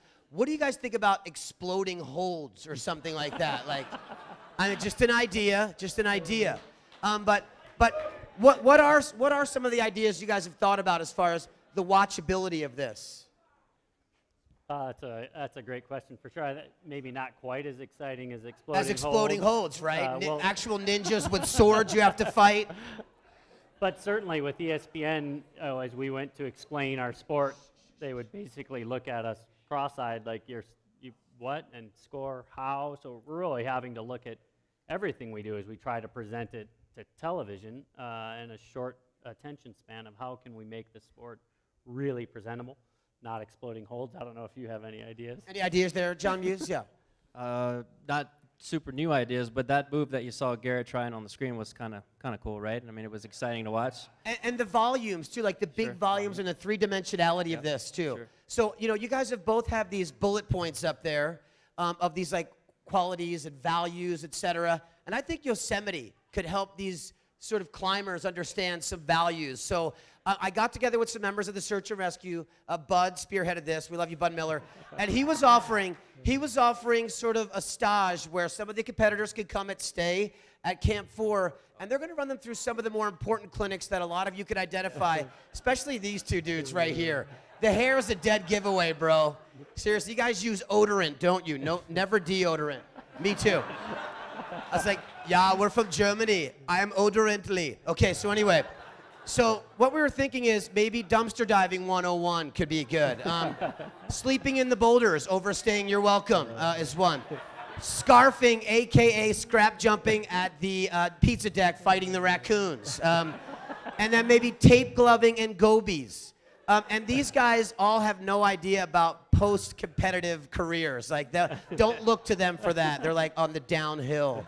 But we're wondering about a synergy between that USA patriotism and that rough band of junkies over there. Maybe we could culturally come together. So if we bring our What do you athletes guys out, think? Can we do this?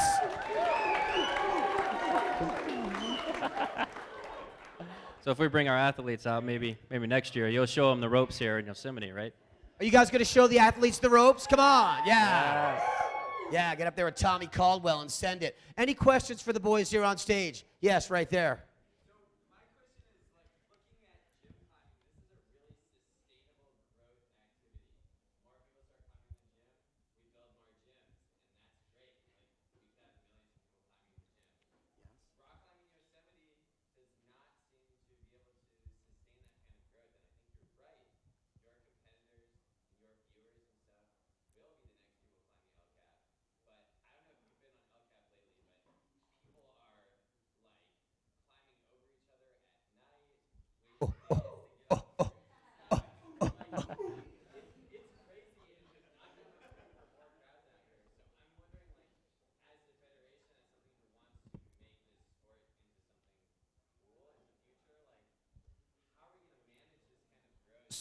So the question is, many people are coming, gyms are being built, competitive climbers are coming to Yosemite perhaps. How do we do this? I'm suggesting you stop climbing. I mean, maybe. Just like probably make room for somebody else more gnarly, right? The next generation. Me too, I'm out. Look at me, silverback, yeah, I'm done. Anybody else opting out? Opt out so they can opt in. I'm suggesting this. I don't think it's a great idea, it's a bad one. But any ideas on like, they are coming, and there's the gym to Crag, right, that the American Alpine Club. There's forward thinking and forward action on this. What are your thoughts? Marc? Yeah, I think a lot of that is education, right? We can speak to our climbers in the gyms. We can speak to our membership. Sounds good. We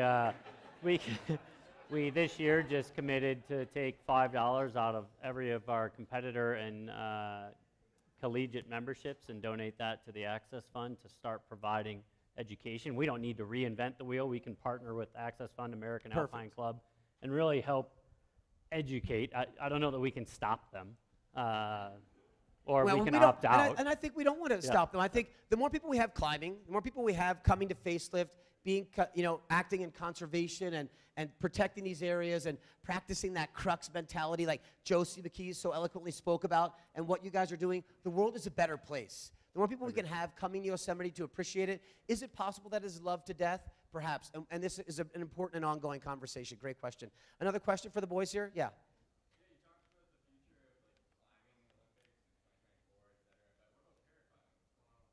Great question. So I'm one of the founders of Paradox Sports. We had Enoch Glidden here last night.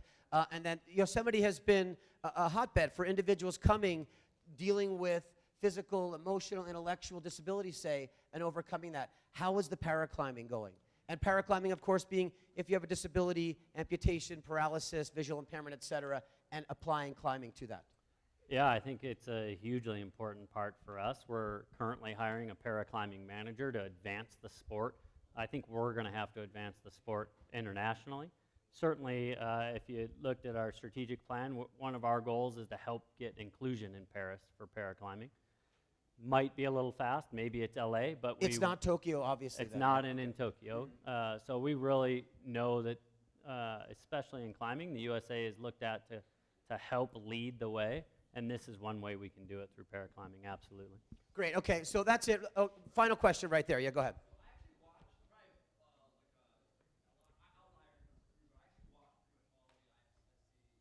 Dirty little secret. Yeah. It's really cool, actually. Yeah, I've attended these events for years.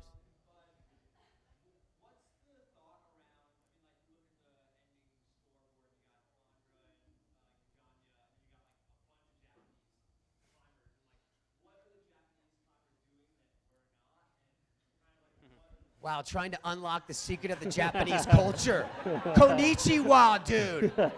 The word is gamba. It means send it. Gamba, gamba. Okay, you see it. The Japanese, how can we foil their plans for world domination, guys? He's sensing a trend that we need to overcome in Tokyo, and then again in Paris, and we crush in LA. U.S. Just kidding. But anyway, so John Muse, can you talk about that from the excellent standpoint? How can we become more excellent than the excellent Japanese? Well, that's precisely what we've been tasked with. And this year, 2019, in January, was the installation of the high performance division. So the Japanese team, to your example, started much sooner than we did. So we're just now creating those gaps and those connections. And I think by 2024, you're going to see us competing on that same stage. Great. It's all about high performance, and not the kind of high performance you guys are talking about on El Capitan either.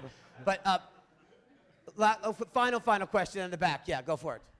I have a question for the speed climbers. So it's going to be an all-around judgment between like speed, sport, and bouldering. Like the first thing I'm on to it can like dominate bouldering and lead. How are you guys going to like for this particular Olympics? How are you guys going to like help speed climbers who obviously like I know I've like done research into like a lot where it's like they can't sport climb, they can't boulder. How are you going to help them like kind of like come like at the same level like someone like Andre? This is a complicated matrix right now. This is like calculus, dude. This is beyond our pay grade right now. Seriously, I'm going to try and interpret that question. There's many variables at stake, and then there's a synthesis of those variables, and there's going to be somebody who wins. How do we beat the Japanese? Go ahead. Great question. Great question. Echoing you right there. I sense it. I'm scared too.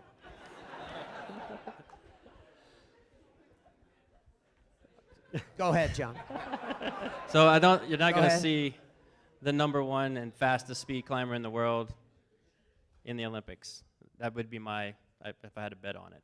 But on our team, that is a deficit that we've recognized. So we are working with a speed coach and trying to increase their ability to climb speed. And in the future, it'll be a separated sport. So it'll be by itself.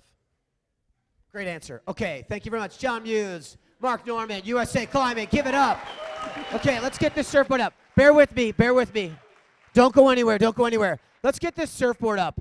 My surfboard helpers, are you here still? Thank you very much. Aaron, come on up. Claire, you're going to hand it to Aaron. Aaron, you get up on the stage. Okay, for those of you who were at the raffle yesterday, Tyler Fromey, he won a prize, and we love him. Year One Surf Company. His father, Jeff Fromey. Is that you, Jeff, right there? Thanks for making a wonderful son. Give it up for Jeff for making Tyler right now. Yes. Yeah. Yeah. Ooh.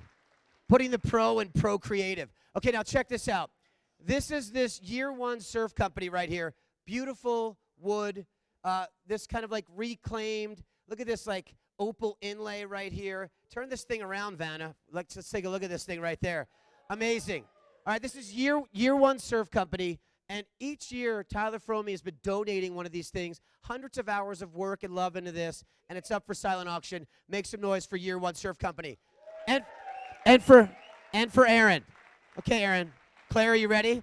And give something up for Claire, too. Claire, great hands. Great hair. Great hands. Okay, we're coming back with Kevin Jorgeson in just a few minutes. A quick bio and beer break, and then get right back to your seats. Hi, how's it going? How's your night? What are you drinking? Which flavor? The Pale Ale. And that's like the Facelift beer, right? Tioga Sequoia. Do you like the beer? And it's a local brewery, too, right? And I think what's cool about it is, you know, they've had many sponsors over the years for the beer here. But the cool thing about working with somebody that's local is you have a closer relationship, and then they can really identify with the local area they're a part of, too. And I think that Tioga Sequoia can then, like, set the benchmark and the standard for other breweries getting involved with other organizations and events around the country, right? Because, like, beer and conservation, like beer and climbing, like beer and reading, like beer and eating, beer and conversation, beer and spotlights. I like beer and everything. Who here likes drinking beer? Anybody like drinking beer? Yeah. Is anybody drinking a beer right now? But toast to yourself right now. Toast to carbonated, hoppy beverages of love. Here's the beer bringing us together. And here's anybody paying attention on the count of three, that S and the H. Remember that S and the H? Hit that S and H hard. Hit that S and H hard. Are you ready, Robbie? S-H. 1, 2, 3. Okay, people, if you're still talking in the back, you probably should stop. Everybody turn around and shame them with your eyes right now. Glare at them. Glower. Stare with annoying arrogance. There it is right now. Okay, thank you. So anyway, shame does work. No judgment. So real quick, if you're drinking, don't drive. If you're driving, don't drink. That counts for DUIs, BUIs, and Ken Yeager, the Facelift, the Park Service, Search and Rescue, Stephen Tata. Come on up here, Stephen Tata. Stephen Tata is the designated driver right now. A round of applause. A round of applause. This is how cool, this is how special, this is how forward-thinking, he's got a posse. This is how forward-thinking Ken and this entire event and the Park Service is. They're like, look, let's nip it in the bud. Let's not have people making mistakes and getting into trouble. Let's have Stephen Tata drive the SAR van and do the loop and drop you at Yellow Pines and drop you at Camp 4 and drop you at housekeeping. And he's going to be doing loops. And then, Stephen, what kind of music are you going to have in the SAR van tonight? We'll get through like 2 Grateful Dead songs, probably. Only 2 Grateful Dead songs because they're each 6 hours apiece, dude. You're in for the long. So you're obviously a big wall climber.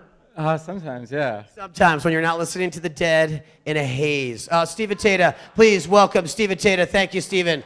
All right, Stephen. All right, amazing. The shows continue. This is beautiful. We have people from all over the world here. Who here is not from the United States? Raise your hand. Well done. Thank you. Welcome our guests from other nations, please, right now. Well, we welcome you. Thank you, traveler, distant climber. We come here to Yosemite because we are drawn, like Josie's slideshow alluded to, sort of that fire purifies, right? We're like those moths drawn to the flames. The history of climbing here in Yosemite is never more embodied than the history of climbing on El Capitan. And those of you who saw Tommy's show last night, we're in for a treat from his compatriot, Kevin Jorgeson, to talk about these big climbs, these big ideas, these big events, but how they're made of small things, how they're made of small actions, like becoming a volunteer here for Facelift, on opting in to check out climbing, and next thing you know, many, many years later, you're freeing the Dawn Wall. Please, a huge Yosemite Facelift welcome for Kevin Jorgeson. Get up here, Kevin. Ooh, ooh, ooh, ooh, ooh, ooh, ooh, ooh, ooh, ooh. Good to see you. Oh man, that's bright. I tell you, like, this kind of stuff's way more intimidating than rock climbing. It's Make him feel welcome. Welcome him again then. Yes. We love you. I've been feeling a little nostalgic lately. I think it's because I'm turning 35 next week, and I'm just like, oh shit, I feel old, like in every sense. I'm just like creaky, and I can't touch my toes, and I'm just like, son of a bitch. And it made me kind of think about, when I was preparing this presentation, kind of life happens in these chapters, at least it does for me. And everyone really saw the Dawnwall chapter, so I didn't really want to talk about that.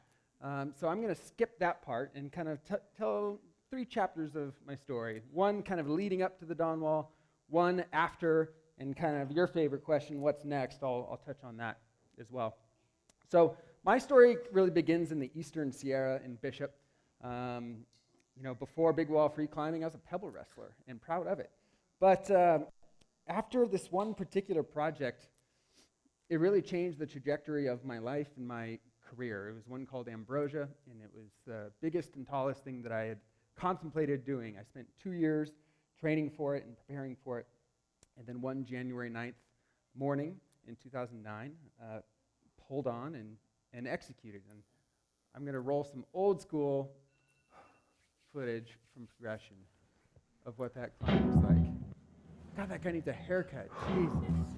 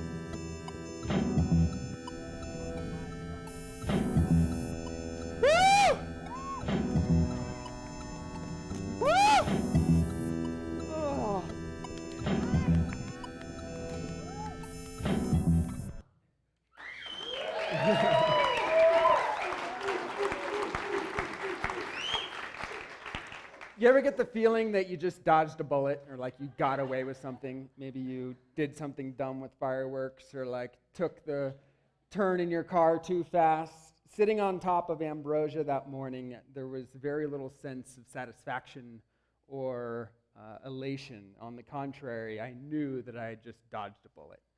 And I had done a lot of highball bouldering and a lot of dangerous trad climbs up until this point. Like I don't know, I really loved super risky stuff for like 4 years, and then but I never had the sensation at the top of one of those climbs that I had just gotten away with something. So sitting on top of that boulder, on one hand, this was like my proudest first descent, like at the top of my game in one hand, but on the other, I was at the end of the line. Like I knew before I even down climbed the boulder that I had pushed the risk limit of highball bouldering as far as I was going to go. So I didn't just need a new project, because we're never satisfied, right? We top out and it's like on to the next. I didn't just need a new project, I needed a whole new discipline of the sport to immerse myself into. The problem was I had no idea what that was going to be. Like, I didn't really have any interest in mountaineering or ice climbing, like frostbite and ice and avalanches, no thanks. You know, I'm a fair weather boulderer, look at me, like California kid. Like, I'm not going to like go into the mountains. So for like 6 months, I was really rudderless in my climbing. And then I was sitting in a theater in Boulder, Colorado. I think it was for like a Real Rock thing. And they featured ambrosia. I didn't really care about that. I was kind of more excited to see like what else was going on in these other disciplines of the sport. Like maybe I would get inspired.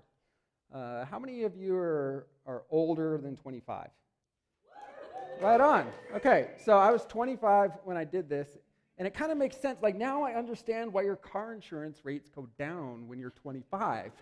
It's like that's like right when I got the wits around me to like stop highball bouldering and like figure something else out. But anyway, I'm going to show like a really short piece of footage that you guys have probably all seen before, so thankfully it's short. But this piece of footage just like hit me right between the eyes, and I was like, oh shit, what am I going to do with this? So let's roll that real fast. This is probably one of the craziest dynos I've ever tried, and it's like right in the middle of El Cap, so it's sick. I'm just not the best dynoer in the world, but I think somebody could do it. When I look at this next generation of climbers that are doing things on the boulders and the sport climbs that I really couldn't conceive of, if they could apply that kind of talent to the big walls, and that's what it would take to free climb this project. Even if I can't climb this, I wanted to plant the seed for somebody in the future to come and inspire us all. You ever been called out before? Like, I don't know how literally Tommy meant it when he was giving that interview, but I took it super literally. And I was like, oh shit, he's calling me out. Like, he's saying, hey, next generation, you want the future, like, come and get it. Here it is. I was like, oh man. The problem was I was completely unqualified to like even raise my hand. I don't even think Tommy knew who I was. Like, I didn't have his phone number. We never climbed together before. I had no way of really getting in touch with him. I think I friended him on Facebook, and like one day got up the courage to like send him a message and just be like, hey man, I know this is kind of a long shot, but any chance you need a partner on this crazy project? I mean, I'm a really good belayer. And I didn't hear back for weeks. I was like, okay, thank God. I'm not going to have to deal with like that reinvention going from boulders to big walls. I'll figure something else out. But then one day, ping, it's like this message from Tommy Caldwell. I'm like, oh my God, Tommy Caldwell wrote me back. This is crazy. Because, you know, he's like, at this point in my life, like way more of a legend figure than a peer. So all it said was, meet me in Yosemite in October. And I couldn't believe it. I was like, oh my God, what have I just gotten myself into, right? So I didn't know at the time. Tommy told me much later. He's like, well, man, honestly, I didn't really have any other options. Like, and you said one really important thing in your note, which was, I'm really good belayer.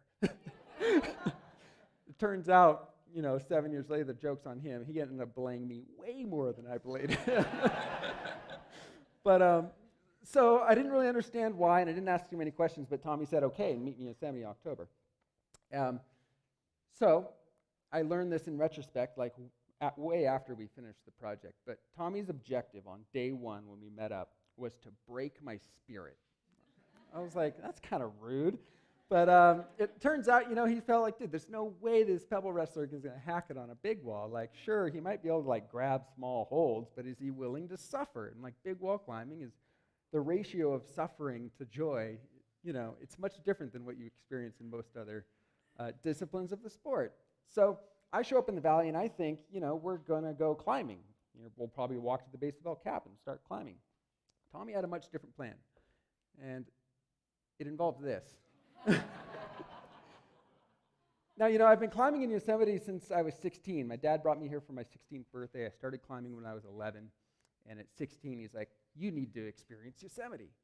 But again, just bouldering. You know, I had done like Leaning Tower and Half Dome at this point, so I knew like kind of how to place gear, but I was like not super proficient in trad climbing. So Tommy's like, all right, we're not going to the base, we're going to the top. Like, I know nothing about big wall tactics. I'm like, the top? What do you mean the top? He's like, yeah, you can hike around the back. I'm like, huh, all right. So I have one of these loads. It's like probably 80 pounds. It's got 200 meters of static, camping stuff, food and water for like 4 days, I think. Tommy has one of these packs, and his like 60-year-old dad at the time also has one of these packs. So we start up the East Ledges, and it's like pretty hot in early October still, just pouring sweat. You know, legs are burning, like crawling up the trail at certain times. I've never experienced anything like this, right? Mosquitoes are biting us, and to make it worse, my nostrils are burning because Tommy's dad keeps crop dusting me on the trail. And look at me, I'm scrawny. Like I don't have the leg power to like pass him on the trail. I'm like at the caboose of the bus here, so I'm just stuck. And every once in a while, I'd just be like, and then I just knew that the death cloud was coming my way. It was awful. So, you know, 5 hours later, after getting a Jumaring clinic, you know, halfway up, we finally top out. You know, I was up there tonight. It was just like, I think it's the most beautiful place in the whole world. And the stars had long since come out. And I remember dropping this haul bag down and feeling like such a sense of weightlessness. You know, if you carried a heavy pig to the top of El Cap, you know it sucks, right? I mean, it's kind of type 2 fun. But I extend my arms above my head after dropping the load and say, yeah, that felt good. Which is kind of a weird thing to say after like getting crop dusted by Tommy's dad for 5 hours. It's like not what you think you'd say. But it turns out in that moment, that's kind of what Tommy was looking for. He expected to look into my eyes and see like a hollowed out soul, just like ready to turn around and go back down. But instead I was like, yeah, I'm into it, a little suffering. It's like, okay, maybe this will actually work. Who knows? But it got me thinking, like, what is it about the climber's psyche that we just like love stuff when it gets hard? And I came across this quote recently by an old British philosopher, Jeremy Bentham. It says, nature has placed mankind under the governance of 2 sovereign masters, pleasure and pain.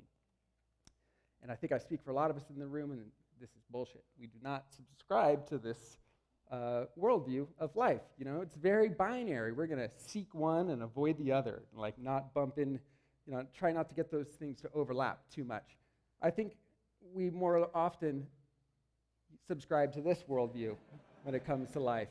I think this comes from mountaineering. I didn't invent it, but I came aware of it. And if you haven't heard about the fun scale, it's really simple. There's what it's like to experience something in the moment, and there's what it's like to remember it, and they're definitely not always the same thing, right? So type 1 fun is fun in the moment, fun in retrospect. Vacation. Everyone loves vacation. They don't make for very interesting stories, but type 1 fun. Then there's type 2 fun. Not fun in the moment, but in retrospect, you're like, yeah, that was pretty cool. I had one particular type 2, basically the entire Donwall experience was type 2 fun, but this particular clip is from our 2010 push, and we'd been on the wall for, I think, 3 or 4 days, and this wasn't my smartest decision I ever made. What's going on, guys? It's 10 o'clock. Just did pitch 7 a couple hours ago, and now we're going to do pitch 8, but we need a little pick-me-up. We just ate dinner, kind of ready for a nap.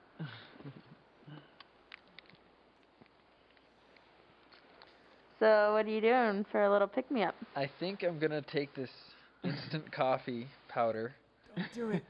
pour it into my mouth, and then swig some water and swallow it instead of brewing it. But when I describe it, it seems like a bad idea.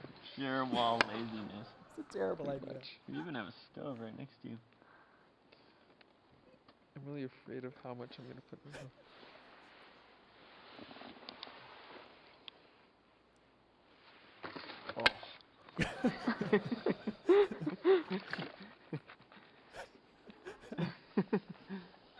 How's it taste?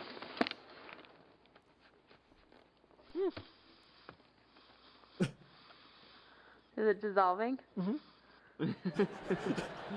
Is it warming up? Let's see your smile. Oh, Not man. bad. It's a little brutal when it first hits your tongue, but When you mix it up, it's gonna taste like cold coffee. Maybe you should stick that packet up to your left nostril and just snort the rest of it. I need a little more fluff. Wait, did you just do that for real? I'm not gonna snort the instant coffee. I'm not that tired. It'll hit your bloodstream faster. Yeah.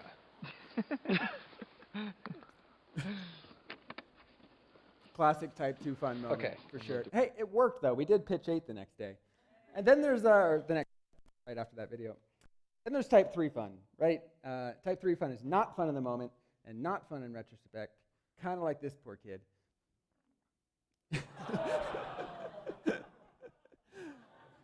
I don't know what your sense of humor is like, but I find this hilarious, and I could watch it all night long. You're learning a lot about me right now. We'll just leave it here and take questions. I'm done. We'll skip the next 2 chapters of the story. Okay, just one more. Okay.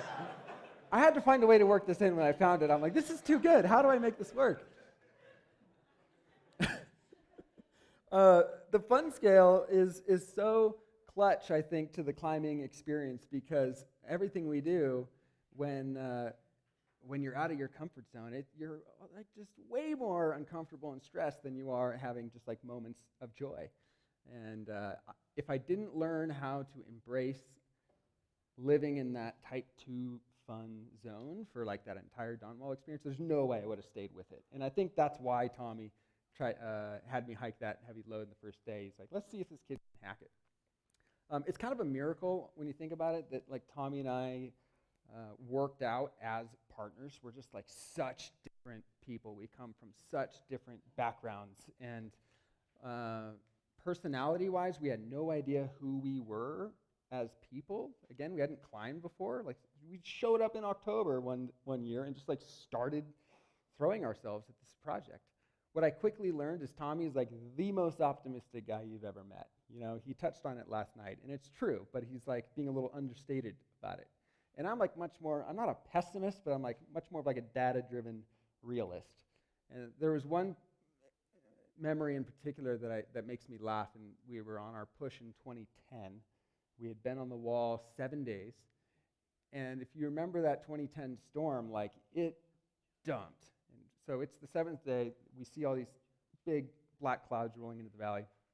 So I do what any like analyst will do, I check the weather, right? You get great service up in El Cap. So I pull up the Doppler radar, and like there's this giant green blob coming for the entire state of California. It's not just like a localized thing. And then there's like the little like red weather, like special weather notification thing. So I click that, and it's like, it's gonna last 10 days. It's gonna be 80-mile-an-hour winds and 8 feet of snow. You have to have a tractor to drive around the valley floor right now. I'm like, dang, this sounds hardcore. Like clearly we gotta go down, right? Tommy's not looking at any phone whatsoever. He's not looking at anybody else. He's just looking at the sky. And he's found, and he's kind of locked in on one particular part of the sky. I'm just like, what? So I look, and there's like one little light patch, and like a sea of darkness and doom, right? He's like, look, I think it's going to go around us. I'm just like, what are you talking about, man? So we compromised, and we stayed up there until it started nuking on us, and then we spent all night stripping our gear in the rain and snow, and then driving out of the valley after that. But that experience totally encapsulates like Tommy and I's personality, like the optimist and the realist, trying to learn how to balance one another out. I'm going to just fast forward like 6 years. We did it. If you haven't seen the movie, sorry, I just spoiled it. But and to move on from like that chapter, I think if there's one thing I learned from that whole thing is that I just learning how to embrace the suck, embrace the hardship. And any time that your ambition is so much greater than your ability, like closing that gap is filled with hardship. And the 3 things that I learned that help to close it are: 1, expect it. It helps a lot if like you're not surprised when things get really shitty. 2, learn how to embrace it. And 3, learn how to enjoy it. Like when things get really nasty, like you have to learn how to even enjoy it even when it kind of sucks. And if you can do those 3 things, you can really kind of do anything. Most people just, they have that Jeremy Bentham, view of the world. I'm going to seek pleasure and avoid pain. But if you deliberately collide those two worlds and you can deal with the consequences that come with doing that, man, you can literally do anything. So moving on, after the Dawn Wall, I was looking for a bit smaller scale projects. It was fun to spend 6.5 years on one thing, but I wanted some things that I could do maybe in like 1 season or 2 seasons. So I started just reading a lot of Valley history stuff and really just loving these stories of adventure of climbing's early days here. Turns out Higher and Lower Cathedral Spire was one of the first, if not the first, technical multi-pitch rock climb done in the United States in 1934. I thought that was pretty cool. And then Royal Robbins and Tom Frost did the direct northwest face in 1964. And there was one pitch in particular that really solidified Robbins' reputation in the valley as one of the best climbers out there. And that was the Chimney of Horrors pitch. It's like the third pitch. It's this overhanging maw that just looks like it's going to eat you alive. And he went up this thing with no bolts. Robbins, he hated to bolt, right? The last thing that he would ever want to do was put a bolt in. This pitch made him put a bolt in.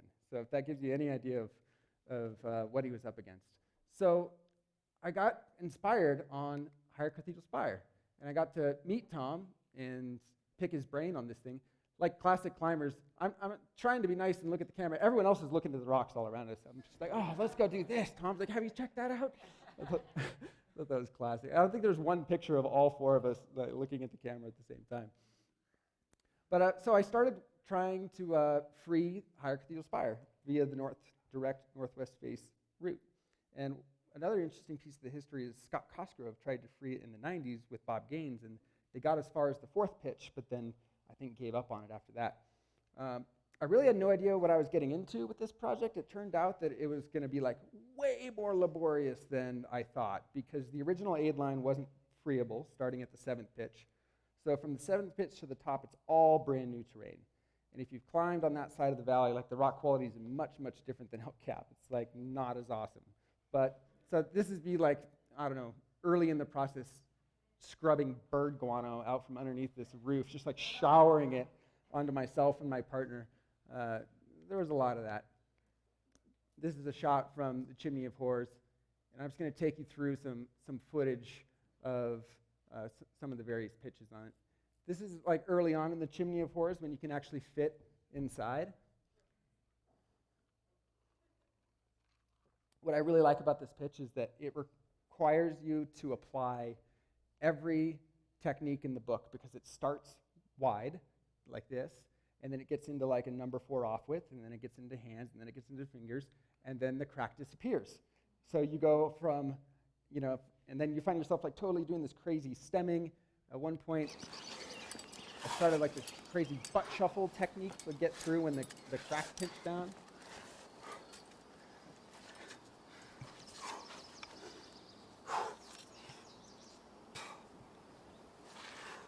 You could probably climb it straight in, but I really do think this is way easier than doing it that way. Plus, it's way more fun.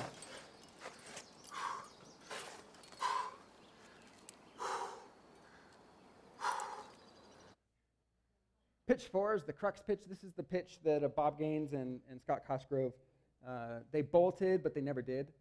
It's mid 513 and just really bouldery. It's bolted at the beginning, and then it's just regular trad from there on out to the top. This is Ben, who worked on it with me for quite a long time, doing the crux sequence. Some fun terrain. The most spicy pitch is the 7th pitch. You do several crazy runouts, one to get where you are here, and then one later on higher up. But I got to say, one of my favorite parts of climbing on Higher Cathedral Spire was just the view of El Cap. All day, I just get to turn around and look at El Cap. There's kind of a gut punch pitch right at the very top. There's this beautiful giant roof at the top of Higher Cathedral Spire. Check it out next time you're driving by it. And when we got to, what's the name of that really chossy ledge, Ryan? Tower of Rubble. How appropriately named, the Tower of Rubble. We had this option. The regular route is just 20 feet to the right. You can just bail off to the right so easily. Or you could keep the new terrain going and keep it all fresh from pitch 7 to the top of all new terrain. And that's what we opted to do. I thought I was supposed to be playing that. It's like a mix of just like power underclinging and jamming. And if you've ever done Higher Cathedral Spire, I mean, anyone in here done it? Just a handful? Is it not like the coolest summit you've ever been on? I mean, it is unbelievable. It's like a pure tabletop, and we happened to top out like right at sunset to one of the most just memorable. And the last pitch that we pioneered was just another giant squeeze chimney, and it bisects this entire pedestal that we're standing on top of. So literally you're like, it's so tight you can't turn your head. You're just like, wiggling up a half inch at a time, and it's slowly opening up and getting wider and wider and wider. And then it's like being born. You're just like, bloop. You like pop out on top of the Higher Cathedral Spire. You're like, huh. And it's just like the best summit ever. But I think what I love about following in the footsteps of people like Robbins and Frost and taking their original visions, well, first of all, like just reading those articles that they wrote. They were such great writers, and like really putting myself in their shoes and just appreciating the vision that they had at the time. But then it's like when we try to free these old lines, it's in some ways an opportunity to like bring them back into the modern age. Because right now, like free climbing's all the rage, right? Like if it's not a free route, most of us just pass it over. So by revisiting a lot of these old classics and freeing them, it's a way of like taking these old classics and bringing them into relevance yet again in the present day. And we did that on the west face of Sentinel. There's only one short section that hadn't been freed, but Ben and I did that a couple years ago. And then again with the Spire, and it's really fun. And when you get to meet legends like Tom Frost too, it's just like, oh, it's the best. So next chapter after the Dawn Wall was getting married. And I could say that everyone's like, oh, you must have married a climber. Nope. And to everyone's like, how would I ever make that work? I'm telling you, it's the way. Like, trust me on that one. And on December 2nd, our son was born. We named him Edsel after my grandpa. And he's just like the love of my life. We have so much fun together. He's 9 months old now. I was just on a week-long work trip, and he's been like standing up rock solid lately and like doing stuff with his hands. Like he's not even thinking about the fact that he has to like focus on his standing. I'm like, oh shit, dude, you cannot start walking while I'm on this trip. So I think the compromise was he learned how to say dada while I was gone, and I got this video texted to me.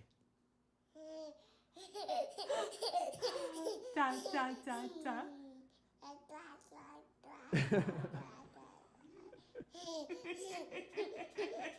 I put this more in there for me than for you. I can just watch this all night long.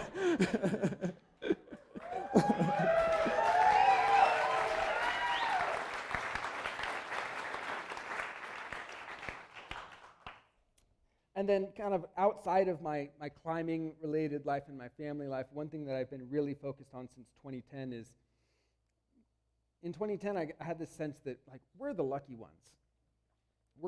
We're aware of this sport and how it can positively change our lives. And I just felt that the opportunities for even just becoming aware that this sport even exists were way too narrow. So I was like, how can we influence that in some way?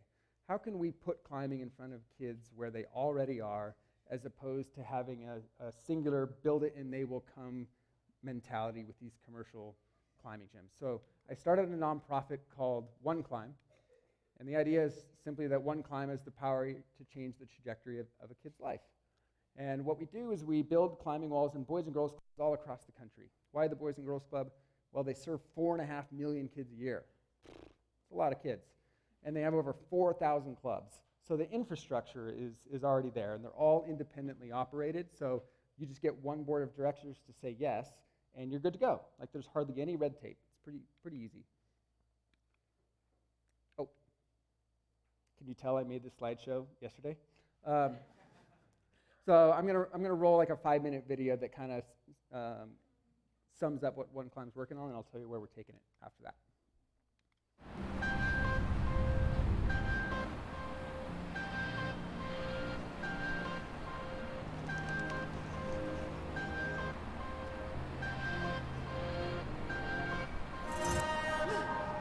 The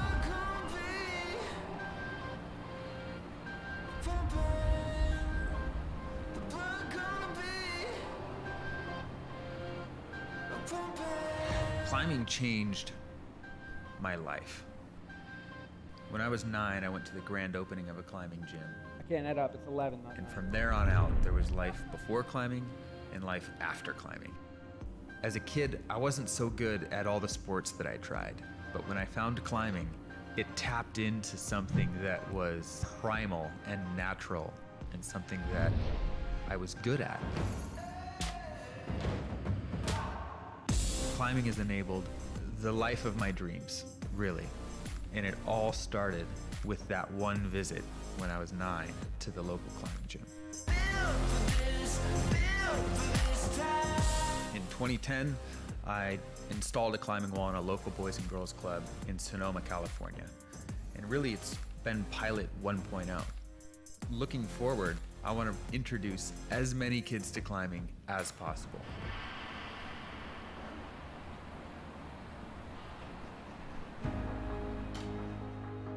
I ran into Dan from Sowell at the outdoor retailer show, and we got to talking about this pilot that I started in Sonoma.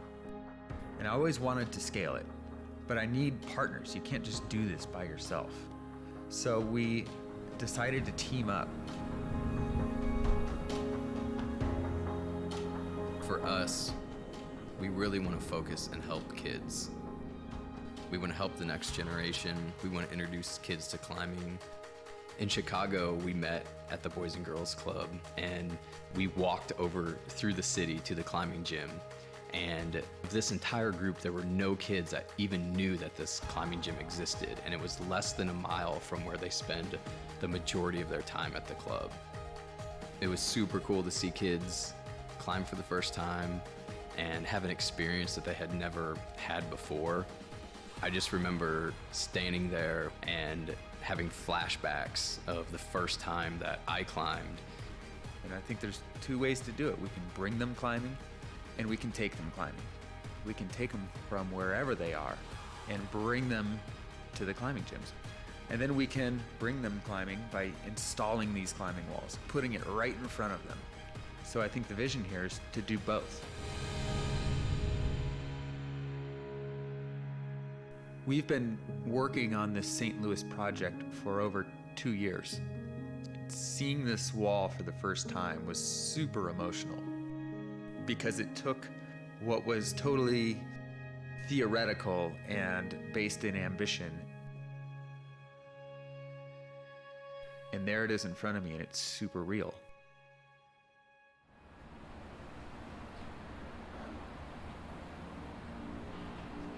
And here we are, about to unveil this wall that will forever be a part of the Boys and Girls Club in St. Louis. This all began with the desire to just do what we can. We can do something. You have to start somewhere. Everything starts with a humble beginning. We're hard to stop. We're hard to stop.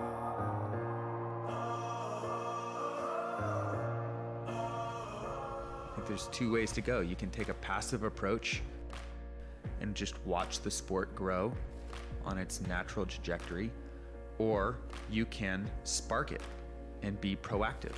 And that's what this is all about. It's being proactive instead of passive. Why not bring climbing to the next generation instead of waiting for them to find it? We don't have to pick between the two. We can do both. They will forever remember that day when they tried climbing for the first time.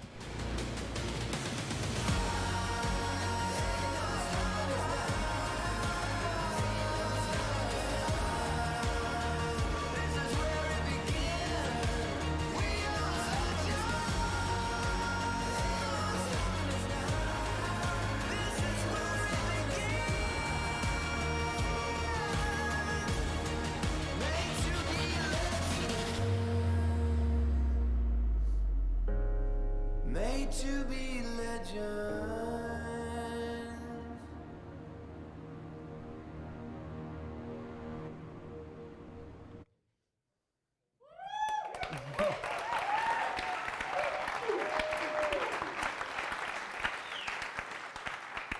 Thanks. So it all starts with just like a shell of a basketball court type building, and then we work with El Dorado Climbing Walls from Boulder, and they design and install just these beautiful climbing walls. And I'll never forget after that St. Louis opening, we were all kind of hanging out. The kids were dispersing, and one of them came up to Dan and I, and they're like, "So are you going to take it away now?" And we're like, "What do you mean?" He's like, "No, well, this is just for today, right?" Like, "No, this is here, like, this is yours." He's like, "Really?" And it was like literally some of my favorite days of the whole year when I get to go to these grand openings, because like we forget how natural climbing is for kids. Like, you just give them the opportunity, and they already know what to do with it. Like, we're not teaching at these grand openings. Like, they're so intuitively, they know what to do, and just watching them have the opportunity to express that while they're on the wall, it's just my favorite. So we're working on scaling this thing now, and thankfully we got a giant donation from one of my partners, Adidas Outdoor. They donated $1 million to us to build 10 climbing walls in New York, LA, and Chicago. And yeah.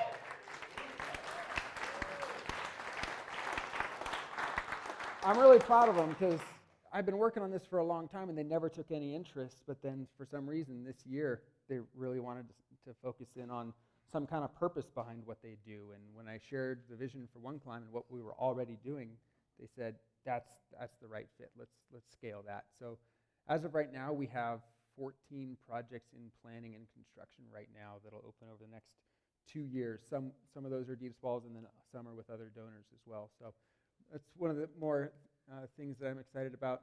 And then back to climbing, speaking of next chapter and Timmy's favorite question of what next, I barely made it back in time today because Tommy and I were hiking up to go just throw one rope over the top and look around on the very top of New Dawn, which is just to the left of the Dawn Wall and kind of right of the nose. And ever since the Dawn Wall, we spent so much of our time while we were up there just looking up and left or up and right, like, oh, maybe we could go over here, maybe we could go over there. There's so much downtime while you're up there. But we envisioned this line the whole time we were working the Dawn Wall, but I don't think either of us had the appetite for another big project because life just got so crazy afterwards, and we just needed a break from life-consuming rock climbing projects. But now that appetite is back, and since then, Tommy has spent a couple days looking at various pitches, and I've spent a couple days looking at various pitches, and we compared notes, and we're like, I really think this thing could go. Hopefully it doesn't take 6 years this time. So this is one of the amazing corner pitches right below the Harding roof. If you guys know that feature on El Cap, it's just like some of the most spectacular rock ever.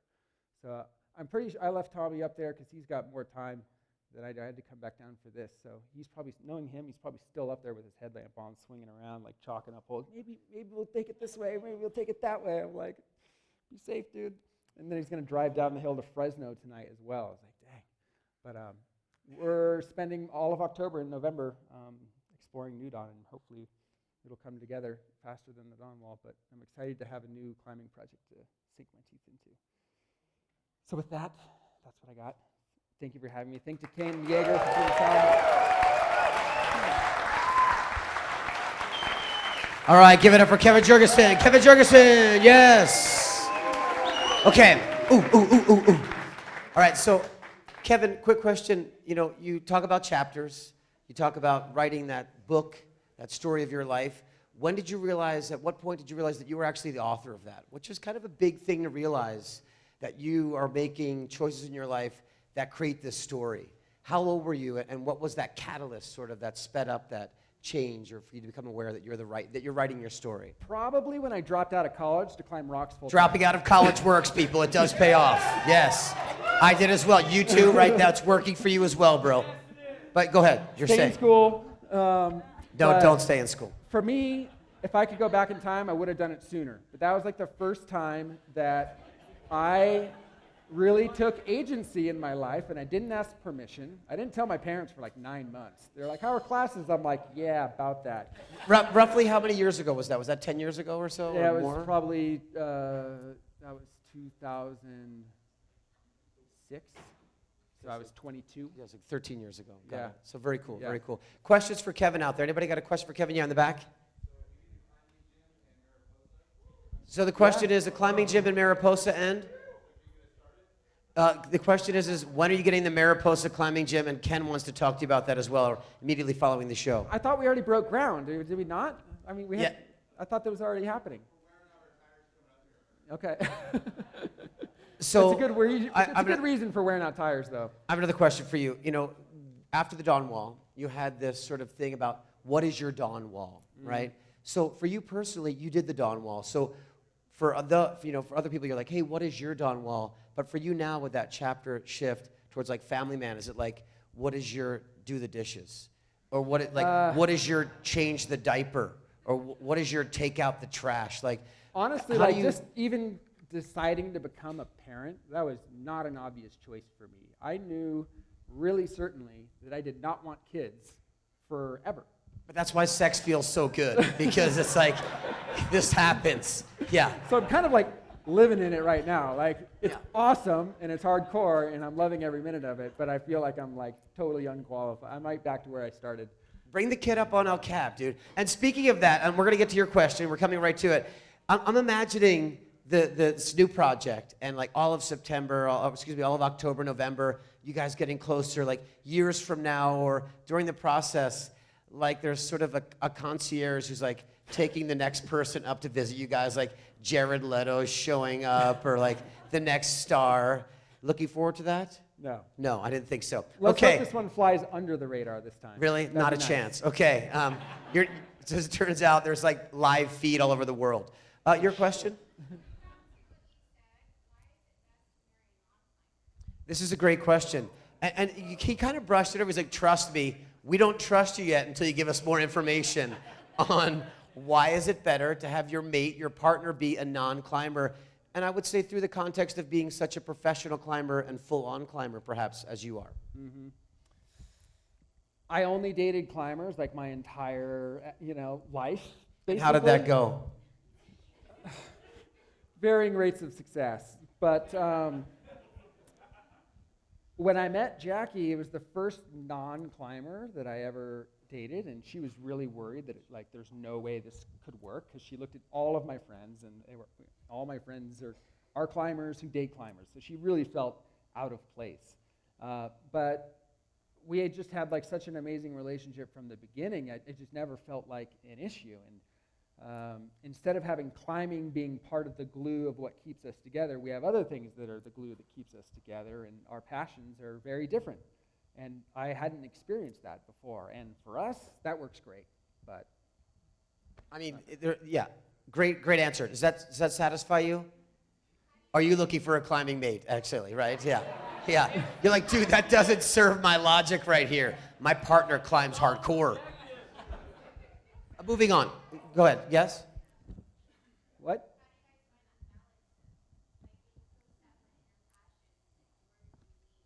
It's just about priorities. Like, our relationship is our priority more than like my individual climbing projects or her individual goals as well. Like, we put our relationship at the You've tied in to be partners in this relationship, not necessarily on the big stone. Another question for Kevin out there? Yeah, go ahead, right here.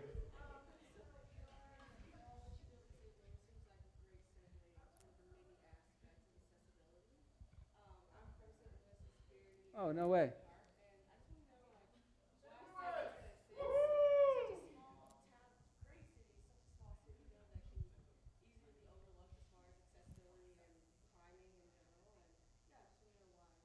Wait, why St. Louis was chosen? So the quick question is, we have an audience member here from St. Louis. Anybody else from St. Louis? Make some noise for St. Louis. Right on. Yes. Who needs 2 arches? Screw you, McDonald's. 1 arch. St. Louis. Yes. Yet I digress. So the question is why St. Louis? It seems like perhaps not an obvious place for climbing, flat, maybe not adventurous, etc. Why climbing and why St. Louis? Yeah, there's a really easy answer to this one. Dan is from St. Louis. And nepotism. When it comes to the key to one climb is we don't just give walls and hope that they get used or anything like that. Like, the key to one climb is that we only build a wall in a Boys and Girls Club if there's a climbing gym less than 10 minutes away. That's kind of our criteria. And this climbing gym becomes the mentor and the steward for imparting everything that we love about climbing to this next generation of climbers.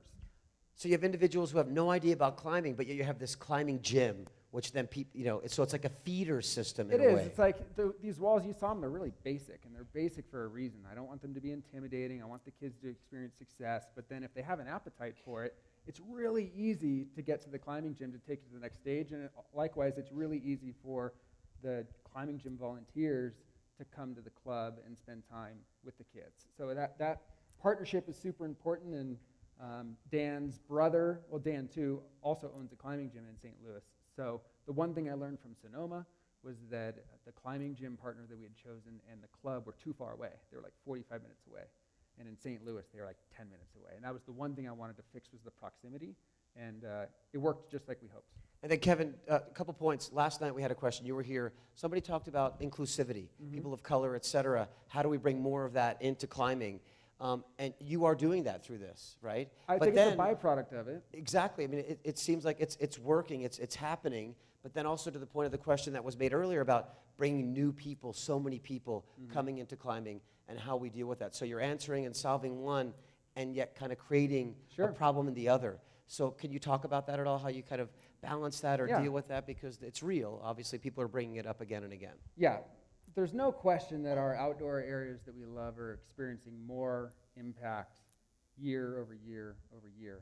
But I'm also of the opinion that indoor climbing and outdoor climbing bifurcated maybe like 5-10 years ago as different sports. You have people who just spend all their time, like their social scene, their fitness, their recreation is the climbing gym.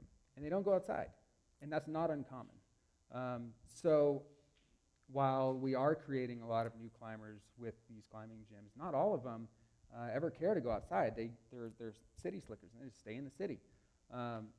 And when it comes to what about the however many that do take a liking to climbing Gym to crag, outdoors, yeah, I mean, I think there's two ways to look at it. It's like, okay, close the door behind us. We got in early. Like, don't let anybody. I'm not a fan of that. I think it's an opportunity to create a new generation of environmental stewards. At the same time, the challenge. Give it up for new generation of environmental stewards, yes.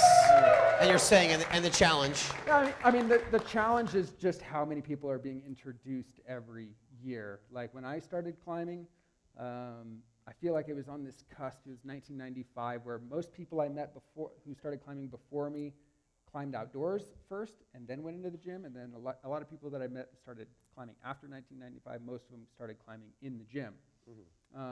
So I grew up with mentors, one-on-one mentors. There were a couple that were super influential to me, and they kept me in line when I didn't know how to treat the crags and how, to brush my tick marks off before I leave the boulders, and just all the things that make the culture of our sport what it is. And our job is to not let that culture die, essentially. And Guy Yeager, Guy, you have a question for Kevin. You were talking about this earlier. Go ahead. And this is a great segue from this culture aspect. Yeah, so you were talking about your route that you're working on and reading about the history of Yosemite climbing. And there's a lot of people that come here from climbing Yosemite. How important do you think it is to think about the history of Yosemite climbing in what we do nowadays, in all of what we do, as far as putting up new routes or even approaching old routes like you were doing? How important is it to look at the history of what is American climbing, which takes back to Yosemite, to you and to all the people here? And full transparency here, Guy Yeager is Ken Yeager's son, and Ken Yeager runs the Yosemite Climbing Association and the Climbing Museum, and really is about protecting and preserving that historical record. And I was climbing with somebody recently last week, and they were decrying, the kids don't get it, standing on the shoulders of giants, et cetera. So the question again from Guy is, what is the importance of knowing your history, and how does that inform you to be better, a better climber and a better steward, as you mentioned? I think it's dangerous to imply that you have to approach climbing in a certain way. Think about all of our legends that we look up to. They despise being told what to do, So to give every new generation a history book and say, you have to read this before you Boring. climb, not going to happen. All I can say is that my experience of climbing is enriched dramatically when I do take time to look at the past and appreciate the history, and I make sure to keep that as a part of of how I approach my climbing, but I'm not ready to go so far as to say that like everyone should approach climbing, this way. And All I know is agree that with you, For Kevin. me, it makes it a more enriching experience. And a more enjoyable. And you don't have this anxiety around the need to curate the way other people perceive and engage in climbing. So you can both accept the change, and then if it's important to you, you could do that mentorship. You could do that counseling. You could provide that insight. Last question for Kevin. Anybody else got a question for Kevin out there? Yeah, go for it.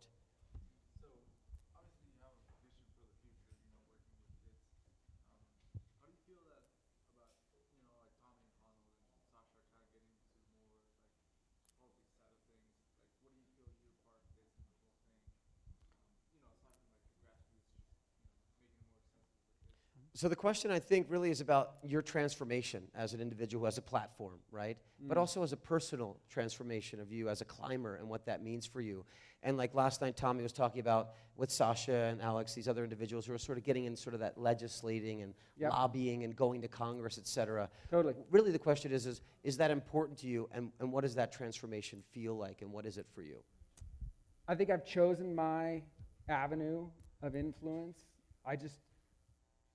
I love working with kids, and I think the best thing we can do is like give them the best tools possible to have a bright future. And I think climbing adds so much.